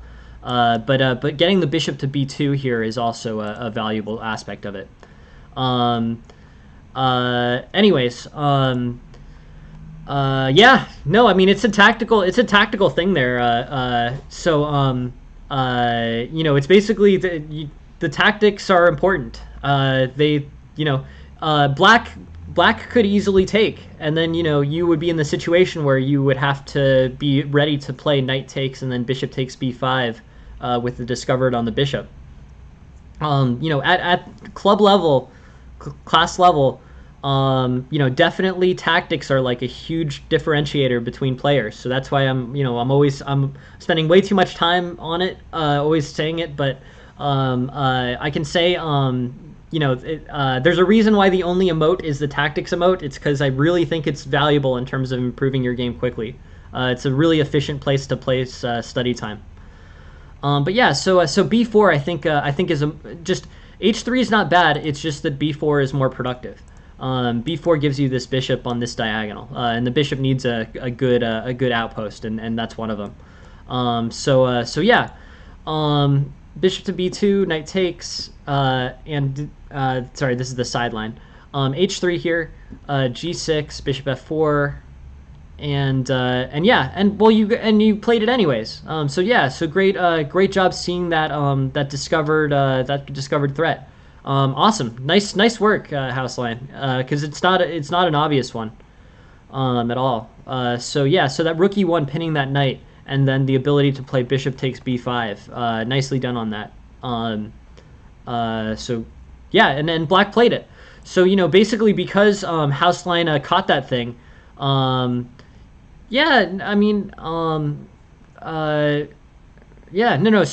Houseline, I think that was awesome. That was really good, strong tactical play. Really what I was hoping you would do, and now you're in great shape going into this. Anyways, good job. And now White's basically heading into a strong endgame. Still queen takes d7, and basically White will be a pawn and 1.75 up. But yeah, people need the tactics. That's true. I need them as well. It's a huge part of the game. It's one of the things I always say, like, a teacher can't teach you tactics. You really have to just put that work in on yourself, and if you do, you will be in great shape. Every master has put in many, hundreds or thousands of hours on tactics, and that's where it's at. That's the differentiator. That's I think where you will see the best returns, and I think something that every master has done at some point. So that's where I'm gonna strongly suggest everyone, including myself, needs to spend a lot of time. It will really help you, I promise. If you do an hour of tactics a day for a month, you will be significantly better. So anyways, yeah. So here I think everything's going well, but unfortunately a4 hangs the b2 pawn. It's just a small mistake. Yeah, no, awesome. I'm really glad that worked for you. It was a great tactic, nicely done, and you catch more and more of those, and you will win more and more games out of it. I mean, basically, without seeing that tactic, like let's just compare the evals on this. Bishop f4 gets played, and then knight takes d5 gets played, and bishop takes b5 gets played. Let's look at any move besides bishop takes b5. Basically, it looks like the engine might have some things going on with c4 that are sort of complicated. But bishop takes b5 wins this pawn directly, and the fact that you see it is really important. Awesome. Thank you, Julio. I'll give you... hey, thank you very much for the follow, Hayes. I appreciate it. Cool. Thank you, Julio. I'll give you a slot tomorrow, Julio, at tomorrow at 6:05. Wait. No, sorry. Okay, Julio. I want to get to all of your games, and I appreciate you setting them all. How about we make one of them at 10 a.m. Eastern on the 5th, and one of them on 6:05 p.m. Eastern on the 5th, and then one of them on May 6th at 10 a.m. Eastern. So basically 3 streams starting on the 5th. So 5th twice, and then one on the 6th. And if anyone else wants to send anything in, it'll all be on the 5th or 6th. But yeah, no, I think all of those, Julio, will be good. Thank you very much for the follow, HSA. Appreciate it, and yeah, thank you very much for both of you guys for joining the stream. So bishop takes b5 is this discovered discovered attack. This is a great tactic to see and awesome. Well, no, thank you, Julia. It's super helpful for you to send material, and I'm always looking for more material. So if anyone wants to send anything, I will get it in, basically in the the 5th or the 6th at this point. But yeah, thank you very much. I'm really excited to looking at your games, Julio, and I really appreciate you joining into the stream today. So anyways, here, queen takes b5, queen takes d7, and then a4 is just an unfortunate oversight here. C3 or rook a, rook, I don't know, maybe rook a2 is kind of weird looking, but rook a2 is probably not good because it sort of limits the mobility side to side. But I'm thinking like king takes, and then rook b1. I don't know. There's some maneuvering going on in terms of what becomes the most most valuable. Hey, thank you very much for the follow, Shaquille. I appreciate it. Thank you. So here, I don't know. I guess rook rook b1 could potentially work. These are sort of files that are helpful for white to have. But anyways, a4 swings a game by 3 points. So it's I think this is just an attention thing. Like this b2 is just needs to be defended. C3 probably works as well. Maybe c3 and then rook e2 potentially. Anyways, there's multiple choices here. The engine is going for tactics as it always does. Bishop takes b2, and then like rook a2, and then playing knight to d5, I guess. But yeah. I think that's a good idea, Julio. I'm definitely down for ideas. Sometimes I play people and show the games on here. That's definitely something that I do, Julio. So we'll try to make that part of that. I appreciate the suggestion, and we'll definitely consider. But yeah, thank you, thank you very much for sending the games. So rook a2, and then bishop goes maybe to g7. But overall, I think white's in pretty good place. But yeah, so the a4 is just a mistake. But unfortunately, those types of mistakes, they really can adjust the outcome. This gets a lot worse for white. Um, yeah, that's too bad.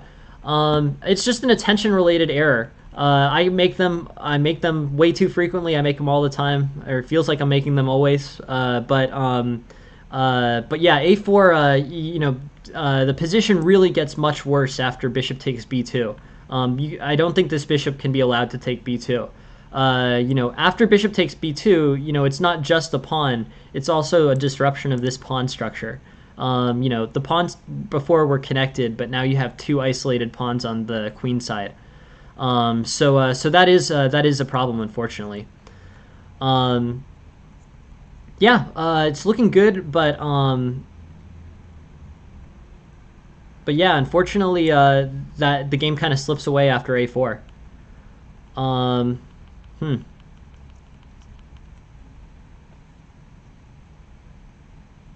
Yeah, sorry about that. But I don't know you play this great tactic that I like a lot. Bishop takes b5, queen takes d5. Awesome. Definitely a good thing in the game. Um, yeah. Well, I mean, yeah, but and that's awesome. I'm really glad you were able to convert to a draw there.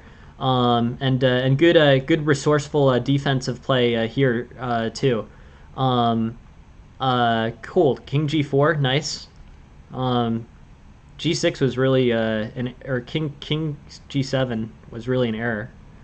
But yeah, nice. Good tactical defense in this situation. Really great. But yeah, I think you really did get some great tactics in, but I feel like you deserve to win this game, or you deserve a good chance of winning this game. And a 3-point swing with a hung pawn, is a bummer. In terms of improving these, my advice again is just tactics. I think with really strong tactical study, a lot of time spent doing tactics, you get careful as well as you get capable of calculating or recognizing 3-move tactics. You look at the position and you instantly see kind of where the threat is. This bishop on b2.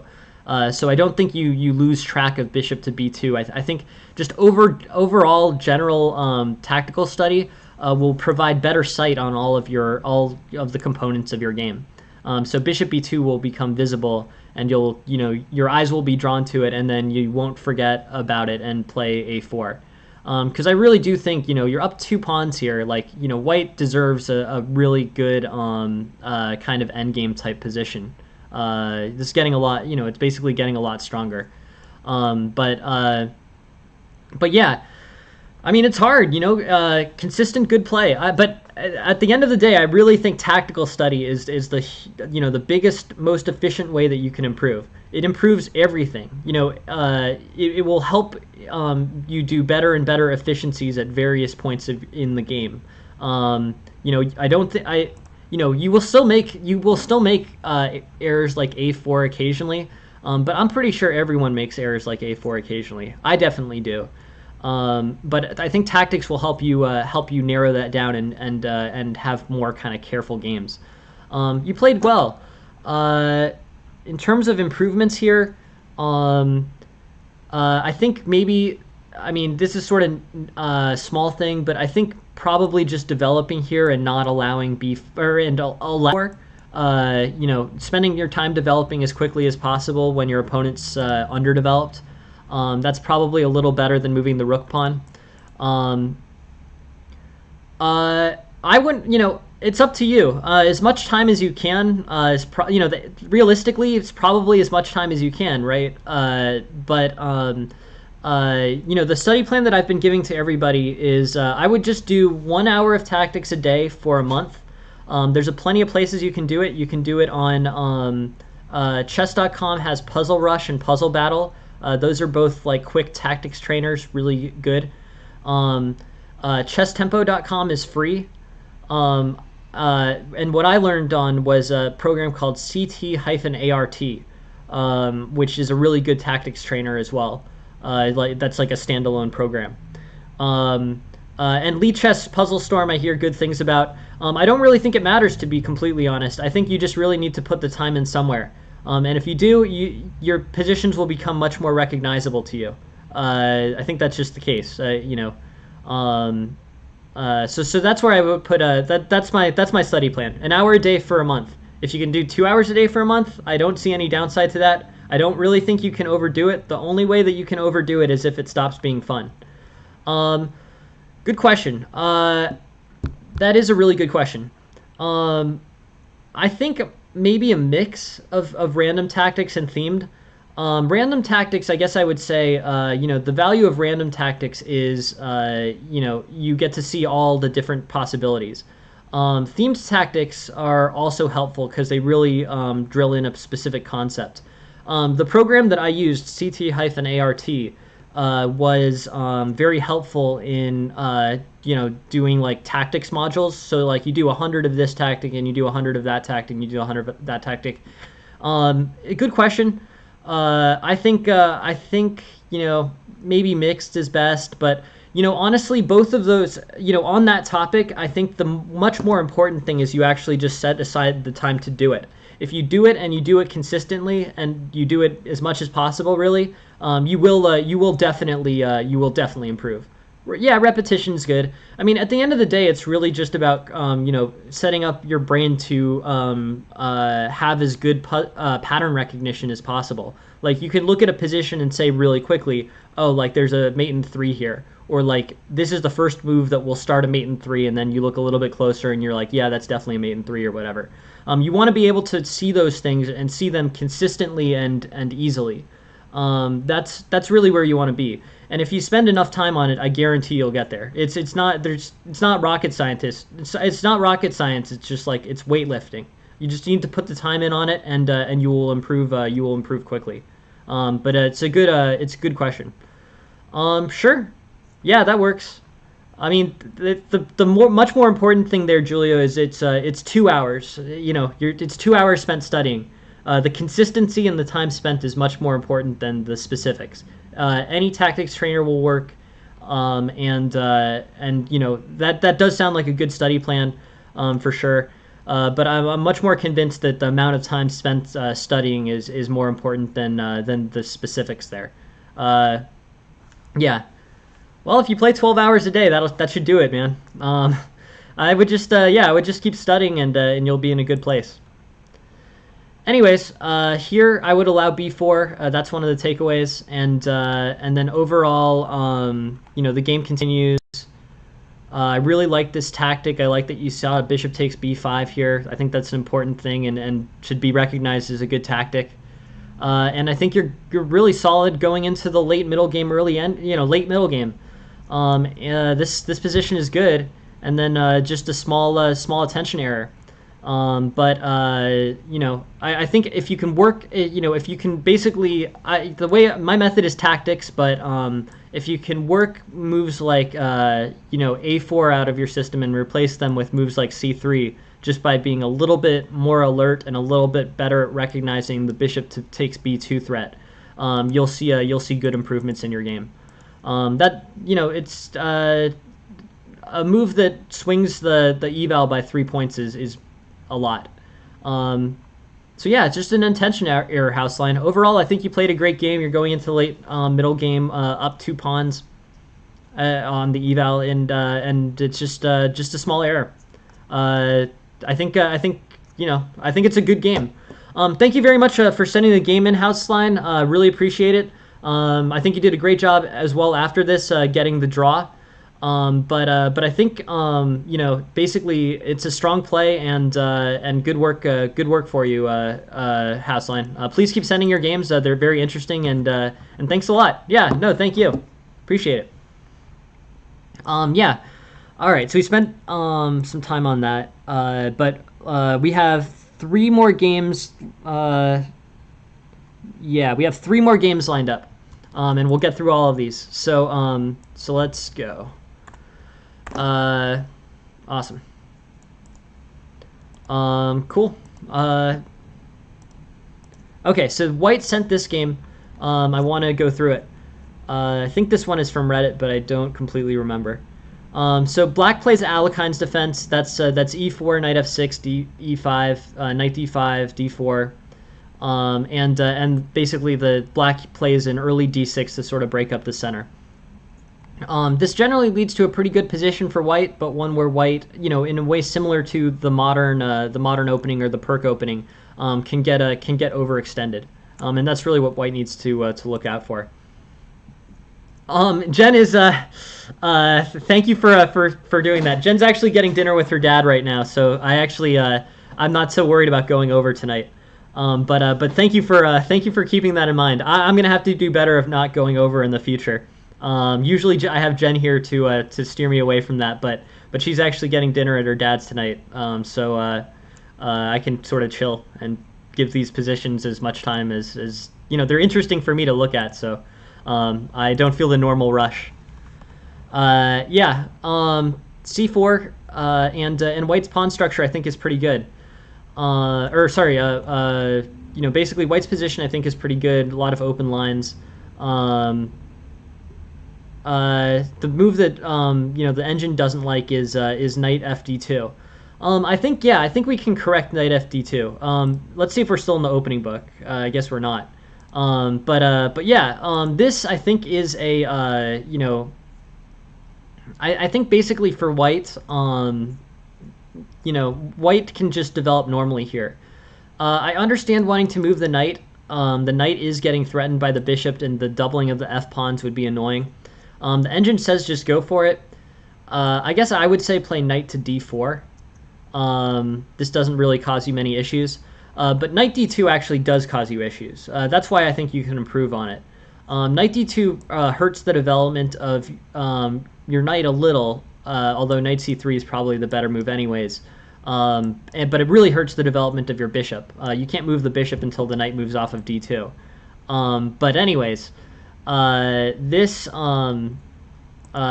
basically this knight to d2 is a problem for white. So when looking at a move, I mean, I guess the main thing is I'm glad that you recognize that bishop takes f3, pawn takes f3 leads to a bad pawn structure. If you can keep the pawn structure intact as white, you should. Knight d4 I think is a better way to play this. I'm also looking at knight g5 now, actually, because I think that doesn't really hurt white's development any. I don't think the bishop was going to g5, so you want to come up with a move that moves your knight so that it doesn't fracture your pawn structure without hurting your development. And I think knight g5 achieves that goal. Here, king e8, e6 is an idea. E6 will leave black with a terrible pawn structure, like here, like bishop takes, knight takes, pawn takes, and this is a really ugly pawn structure for black. But here, I think knight d2, in your thought process, when you're looking for a move to move your knight, so you don't get this bad pawn structure, knight d2 should be one that you should be able to cross off your list. I think knight to d2, just for the fact that it hurts the development of this bishop. It decreases the mobility of your other pieces. So for that reason, move like knight g5. If you really want the knight to go to e4, it can. There's just no reason to play a restrictive move like knight to d2 here. So from a fundamental perspective, I understand wanting to move the knight, but move it in such a way that your development isn't harmed. Knight fd2, not the right idea. Here, basically I think white's got a reasonably solid position. This c5 pawn I think also should not be moving any further. This pawn is fine here. It's solid, and it can't easily be attacked. With c5, I think you're just sort of threatening the knight, but the knight's going to move, and then you're going to end up the situation with a worse pawn structure. Here I think basically avoid c5, instead play knight to c3, white's good. White will want to develop safely, and has been slowed down a little bit by knight to d2. But I think the main priority here is just for safe developing moves for white, as is the case in most positions. Black has reasonably good development. White needs to have better development to match him. C5, provides, sort of weakens the C pawn, and I think makes a threat that black can deal with pretty easily. Now the knight is forced to defend it, and that's just sort of kind of a liability that white didn't really want. So yeah, keep developing here, and I think you should be okay. King e8 looks like that creates some tactical. Oh, so yeah, so bishop b5 here with tactics. This wins a piece. So definitely an improvement. So the options here are. I guess the best option is bishop to d7, in which case you play rook takes, knight takes, bishop takes a4. Yeah, so bishop b5 is a tactic that you played. Okay, cool. Glad you saw bishop to b5. This got you back the piece, and now you're in a way better place. Knight d4 leads to rook d8, pinning this knight to the rook. And then I think, yeah, and it's very difficult for black to maintain this defense. Like bishop e3 could work, but this is dangerous. A lot of tactical complexity there. And then awesome, cool. So you play knight takes b4, and then knight c6, and then the rook makes the mistake of taking on c6, and then you get a back rank mate. Awesome. Cool. Yeah, that's a really good good game, and I think it demonstrated the value of tactics here. This is more a positional thing, so I want to focus on it. Knight to d2 is worse because is worse than alternatives because it blocks in your bishop. You want to develop your bishop somewhere along this line, and with knight d2 you slow that bishop down from doing it. So that's takeaway number one. Takeaway number two. I think c5 is also sort of a fundamentally problematic move. C5 basically overextends this pawn. This pawn is better on c4 than it is on c5 because at c5 it has trouble being defended. Black can move and deal with that threat of c5 fairly easily. So with knight b3, the c5 pawn is defended, and white is fine. For that, basically. Yeah, I mean, but this, white is overextended here. The pawn was better on c4, defended by the knight, the bishop, and potentially a b3 move, than on, basically isolating it with c5. The knight is fine on a4. So that's the second thinking, just in terms of positional play here. And then basically, bishop b5 was great. Really awesome tactics there. Totally, really good work finding a bishop b5 because that's a necessary move in this situation. And then basically here, white white is up, especially after knight to c7.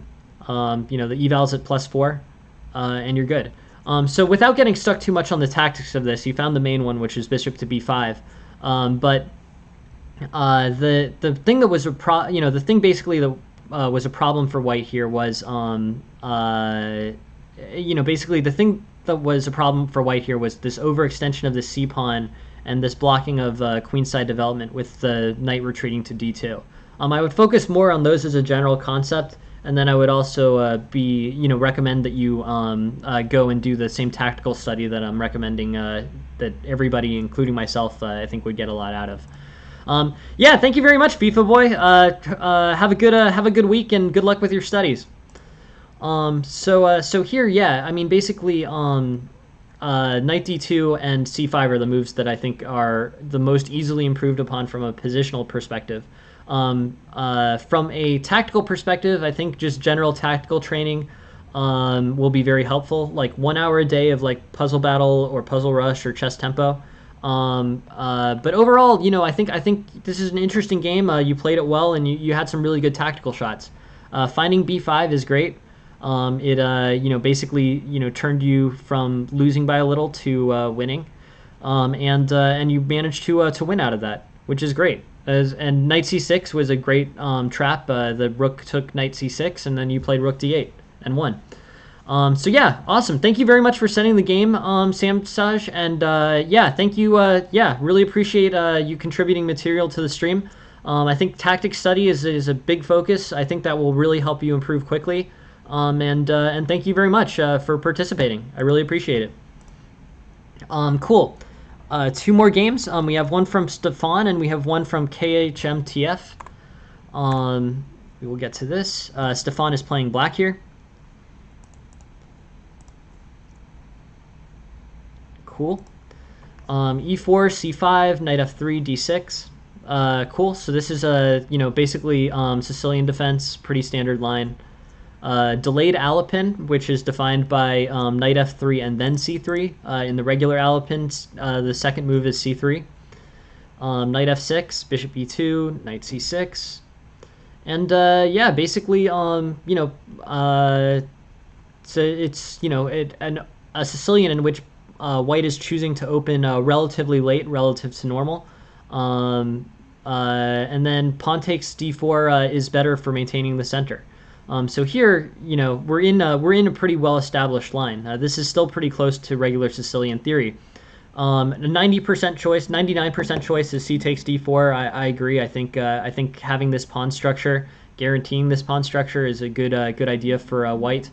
On knight takes E4, the response is D5, and then you have some dangerous stuff going on. Queen A5, knight C3, knight takes C3, B takes C3, knight E5, and then knight takes, pawn takes, castles. And basically, you're in a relatively equal position. White doesn't really have much of a center because his center is overextended. Okay, cool. Yeah, thank you for coming, Richard. Thank you very much for stopping by, and thanks again for setting up that Discord. I really appreciated that. That was great. And feel free to come back anytime, Richard. Very happy to see you. Yeah. So here. D4, knight takes E4, pawn takes E4. Not the main line. So improvements. Basically, yeah. So C takes, keeps the center solid. E4 looks like it's hanging, but White has a good response to this. D5, Queen A5, Knight C3, pawn takes, and then basically White is down a pawn, but Black's pawn structure is pretty bad, and this position is very difficult for Black to actually exploit. White's bishops are better. This bishop has this line. This bishop could also get this line. This rook could get this B file. White has great advantages in piece play that offset his material disadvantage. So yeah, but instead knight takes, which is a little bit unusual. Knight takes E4 is an idea. Knight takes, pawn takes, B4, G6, and Black's in pretty good shape here. Knight takes D4 just doesn't support the center as effectively as pawn takes, and it still involves having the E4 pawn be hung. So with the E4 pawn hanging, and knight takes E4, this is better for Black relative to pawn takes D4. In both cases, the knight plays knight takes E4, but here White basically gets no compensation. This pawn structure, unlike the other one, this is a healthy pawn structure. The rook can go to B8. This is really kind of a problem for White. B4 is an attempt to try to expand on the queen side. If White, the best idea for White here is it's basically to try to develop quickly. B5 is kind of misplaced. It's a little bit vulnerable, but mostly just not developing White while he's underdeveloped. He needs to develop. Bishop F3, Knight F6. Knight F6 is an error. This is just a tactical thing. Knight F6, and then the bishop can take C6, and that's pretty, that's a focus thing. Bishop takes C6 is solid for White. And overall here, Black is playing pretty well. He's got this way better pawn structure. There's not really much going on for White on the queen side. Like, he can neutralize things. Here, I'm sort of wondering if what black can do in terms of preventing a4, because a4 and b5, and then white actually might have something on the queen side. So I guess I don't know. Knight to d6 is kind of interesting with a discovered threat and a chance to trade off the bishops. Maybe. E5 really strengthens white's center control. It causes a lot of problems because there are spaces in the center that white might use for maneuvering points. It does make this d6 pawn backwards, but I don't think that's actually that important. A4, A4 still looks pretty good, but I guess with E4 and then knight to D7, these pawns are pretty loose, and white center is starting to get advanced. If black can get his pawn to D5, or D4, he'll have a connected pass pawn, and that's going to be as strong as the pawns on white's queen side here for sure. So yeah, A takes B5, pawn takes B5, and then if instead of rook E8, queen D7 is played. Oh, okay, awesome. All right, this is what I was wondering about. The actual tactical maneuver to win this pawn, that was an improvement. Queen to D7, white can't defend this B5 pawn at all. So after that queen D7 move, white's basically in trouble. The A4 B5 idea can set up an effective attack, but the A2 pawn alone is definitely not going to beat you. This A2 pawn is just it needs to be a connected passed pawn, or else really there's no chance for white on the queen side. So yeah, so here I don't know. Bishop takes f3, knight takes f3. A5 is a good undermining move, and then but the tactical shot that was really important here was queen to d7. Nothing else is nearly as good, and this wins the b5 pawn, which gets close to winning you the game. Yeah, and with the delayed queen to d7, now a4 is played, and this is actually, this is not winning, but it's something that you're definitely going to have to worry about as black, and it could have been sidestepped.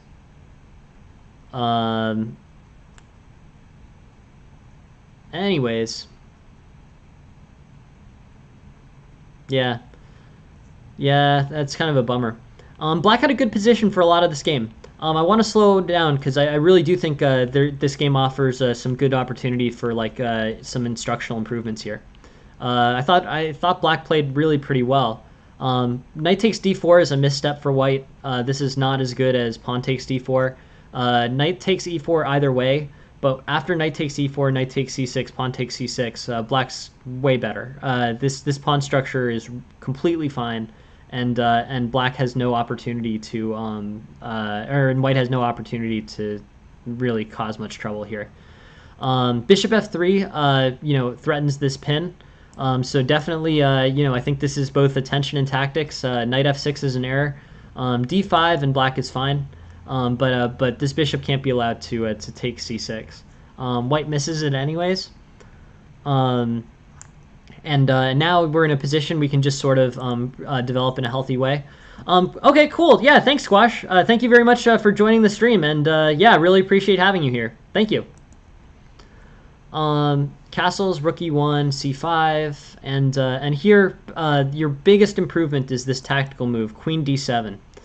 Queen e8 actually also probably does the same thing, but this pin on this this b5 pawn, allowing it to be taken, is really gets black close to a win. Once a4 b5 happens, it's it's really a different game. Yeah, a4 b5 just got out of control.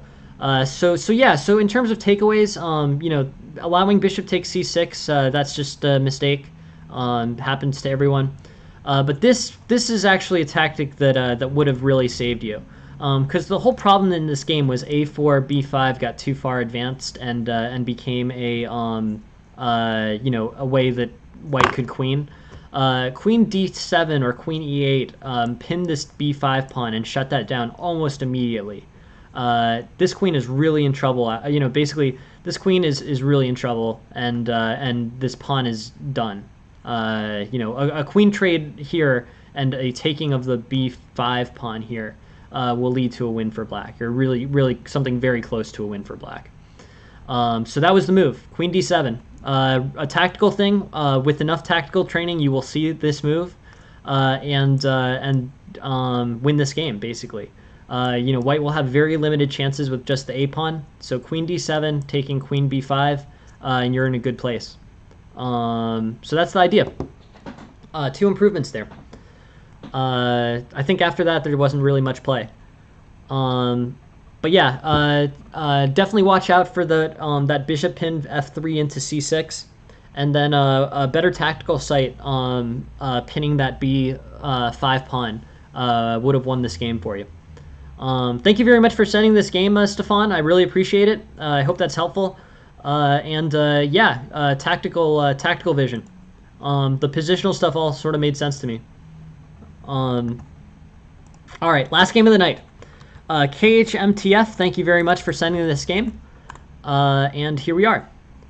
KHMTF is playing black, and we will have a look. Cool. All right. E4, E5, knight F3, knight C6, bishop B5. Okay, this is an opening I know well. The black side of the Ruy Lopez. Good stuff. This is the exchange Ruy Lopez. I'm surprised we haven't spent more time on this in the stream, but a solid line for both sides. There's some interesting tactics that happen here with bishop to G4, and sometimes H3 is a response to H5, or sometimes H5 is a response to H3 post castling. Some very interesting theory here, one that I actually I know pretty well, and it's interesting stuff. Queen d3 looks almost like a slip. I guess it's not necessarily a slip, but I don't think that's a particularly good move.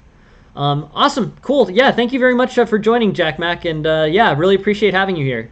Thanks everyone for being here, and thanks for observing, and thank you all for contributing your games and ideas. Super helpful, and yeah, have a good night. So yeah, pawn takes c6, d4, pawn takes, queen d3. I've got a feeling you meant to play queen takes d4 here. Seeing as I think you meant to play queen to d4. Now our theory is a little bit tricky, so let's see if we can find some material here. I don't know. I guess there's maybe a discovery, pawn, c3 and then pawn takes c3. Rook e1, castles, knight e5. But black is actually in good shape. Black's in good shape after queen to d3, to be honest. But overall, this position is very good for black. It's getting a little bit closer than it should be, I think. Knight d5 is... Yeah, knight d5 is fine. The engine's pushing towards capturing one of these files. It's actually saying defend against e6 with rook e8. Rook to d8 is probably pretty intuitive here. But knight d5 makes sense too. Yeah, and then this just sort of became a tactical situation. Overall here, I think basically, yeah, opposite colored, or bishop to knight endgame. Yeah, a lot of craziness here. Okay, cool. E4, E5, exchange Ruy Lopez, queen D3, which is I think a misslip, and bishop C5, knight E7, and now E5, bishop F5. Yeah, good.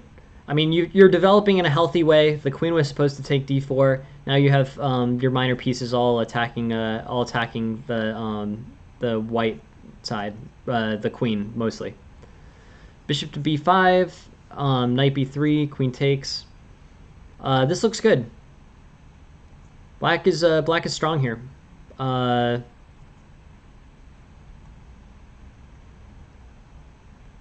wondering if you could have. So pawn takes e6 was a big improvement here. Pawn takes e6, and then bishop to c3, and black's in pretty good place. Instead, bishop e6, bishop takes a5, e7 gets the bishop to trade off. But it's still sort of equals. I don't know. I'm not 100% sure if there's too many improvements here. They're basically the engine saying inaccuracies, but this doesn't look too terrible. Nice. Okay. Good tactic for black. And now we have an interesting endgame. So black is definitely. I think the most value is going to come from the endgame here. This is all sort of tactical stuff. Queen d3 takes us, so there's not much opening stuff there either. Let's look at this endgame and really figure out how black wins this. Black is up 6.5 pawns here. So this thing really should be decided. This pawn structure is weak. These are not particularly valuable. And if you can trade them, then if you can trade either of them for one of white's pawns, you're going to be in a good place. So I think what you should probably do is like, a4 maybe.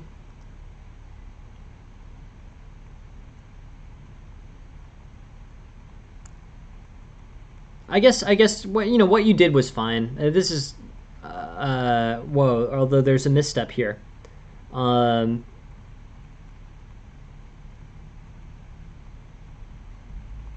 Yeah. Okay. Let's focus on the big issues here, because I think you have enough of a margin that many different strategies are going to work for you. This was the real error. C2 allows king to. So I want to spend this position, then I want to close out the stream. But this is actually really interesting. Black needs to support this pawn with his king. And more importantly than that, he needs to use his king to defend the c1 square. There's no way that this pawn is queening without the control of c1. So here, king a6. I don't know, to be completely honest. I don't play Puzzle Rush that much at this point. I mostly play Puzzle Battle. 30 in 5 minutes. I don't know. I mean, I'd guess probably 1700, but that's a really dated guess by me. Yeah, I wish I could give you a better answer than that. I mean, probably like 1700, but I could be wrong about that. These things don't mean exactly the same thing that they did when I was playing Puzzle Battle the most frequently. But yeah, thank you. Thanks for the question, Sapton. Very happy to answer it. So here, this is the error. C2 is not correct. Black can secure the, basically the extremely important c1 square if he plays king a6 and then king a3 and then king b2 here. So king a3 and then anything and then king b2. And black will be able to push this pawn forward. This is necessary. Black must control the c1 pawn, or that c2 pawn is never going to queen. With c2, white can play king 2 d2 and then get into c1, and black doesn't have the pieces required. He doesn't have anything that can threaten on the dark squares, so that king never has to leave king to c1. This overall is I mean, basically here, it's a pretty clear win for black. It's -8. But c2 is an error. You just need to get your king in front of the pawn. This specific case, black doesn't have any ability to knock anything off of the c1 control. So black needs to get control of c1 immediately, and that's the specific reason why the king should get in front of the pawn. The king should get in the front of the pawn in general in pawn endgames, because the king will provide defense for the pawn, like in this case. But this is increased by the fact that there's no dark squared bishop left for black. So basically, if the king doesn't play to a6 and b2, nothing else is going to be able to control c1. So that's the added importance here. So this is a misstep. I mean, basically, moving a pawn forward like this, if it doesn't have, if it's not going to get control of the queening square, is something that helps white. So I think this is a fundamental question. Capture the knight and then take pawn with the king. Yeah, let's go through it. King a6, knight to d2, king to b2, and then you say, okay, so well, what happens if king to like d1? You can just play bishop to f3 and draw the king away on the retake. So basically I'll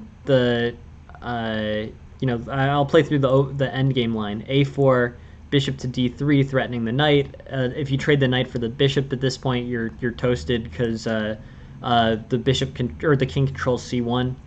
But basically, the bishop can attack the knight on d2 or d3 or e2, which are the only squares that defend c1. But the most important characteristic of this position is the defense that this king provides the pawn as it moves from c3 to c2 and then to c1. That is the most important, and that's the reason why the king needs to go before the pawn here. Basically, after white gets control of the c1 square, black black may still win, but his winning chances have really gone down because he can't queen the c pawn ever. So here c2.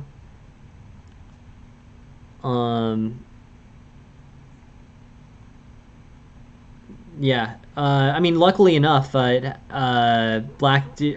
king didn't play to c1. If the king plays to c1, the c pawn can't advance any further. But this ended up working out fine, I guess.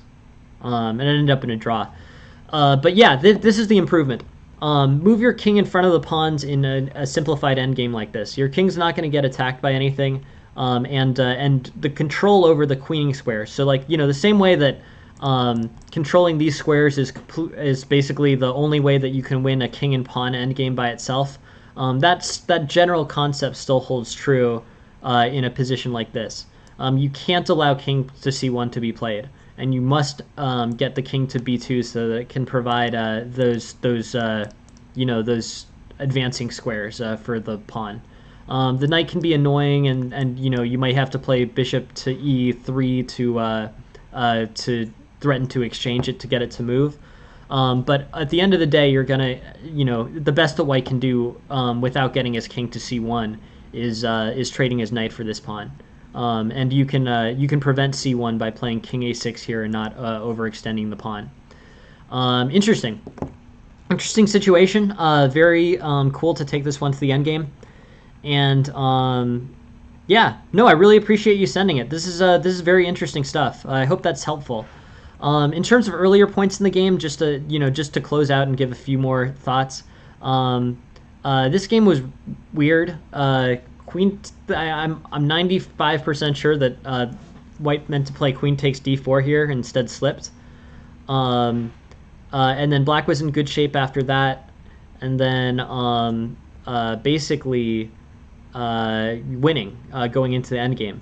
And then just converting this endgame is important. I think your strategy was pretty good. Get the king, very active and way up there. And then just this one error here with king a6 here, and then king a3, and then king b2. You control the squares that move this pawn forward, and then you win because the knight has to trade for the pawn because you control all those squares, and you're in good shape. The game is won. Awesome, really cool game. Unusual opening. Queen d3 I think was a slip, but it came to a very interesting endgame, and I hope that basically king protecting the advancing squares and the queening square for that pawn. That's a general concept that I think is very applicable in a lot of games. So I hope that this idea is helpful. Get this king in front of this pawn. Do not over advance the pawn specifically because it allows this king to c1 where it will never leave, and then otherwise because yeah, so c2, and then basically also just because this helps you control these queening squares. King needs to be kept out of c1 because once it's on c1 you can't get it out with any of your pieces. None of them can threaten a dark square. So yeah, thank you very much everyone for coming by. I hope this was helpful. We have another full set of instructions tomorrow. I really just appreciate everyone being here, and I'm glad. Yeah, I'm glad you're here. Please send games if you would like a review, or if you have any ideas for openings. And overall, yeah, it's really great. I really appreciate having you on the stream, and hope to see you again soon. Have a good night, everyone. Thank you very much for being here.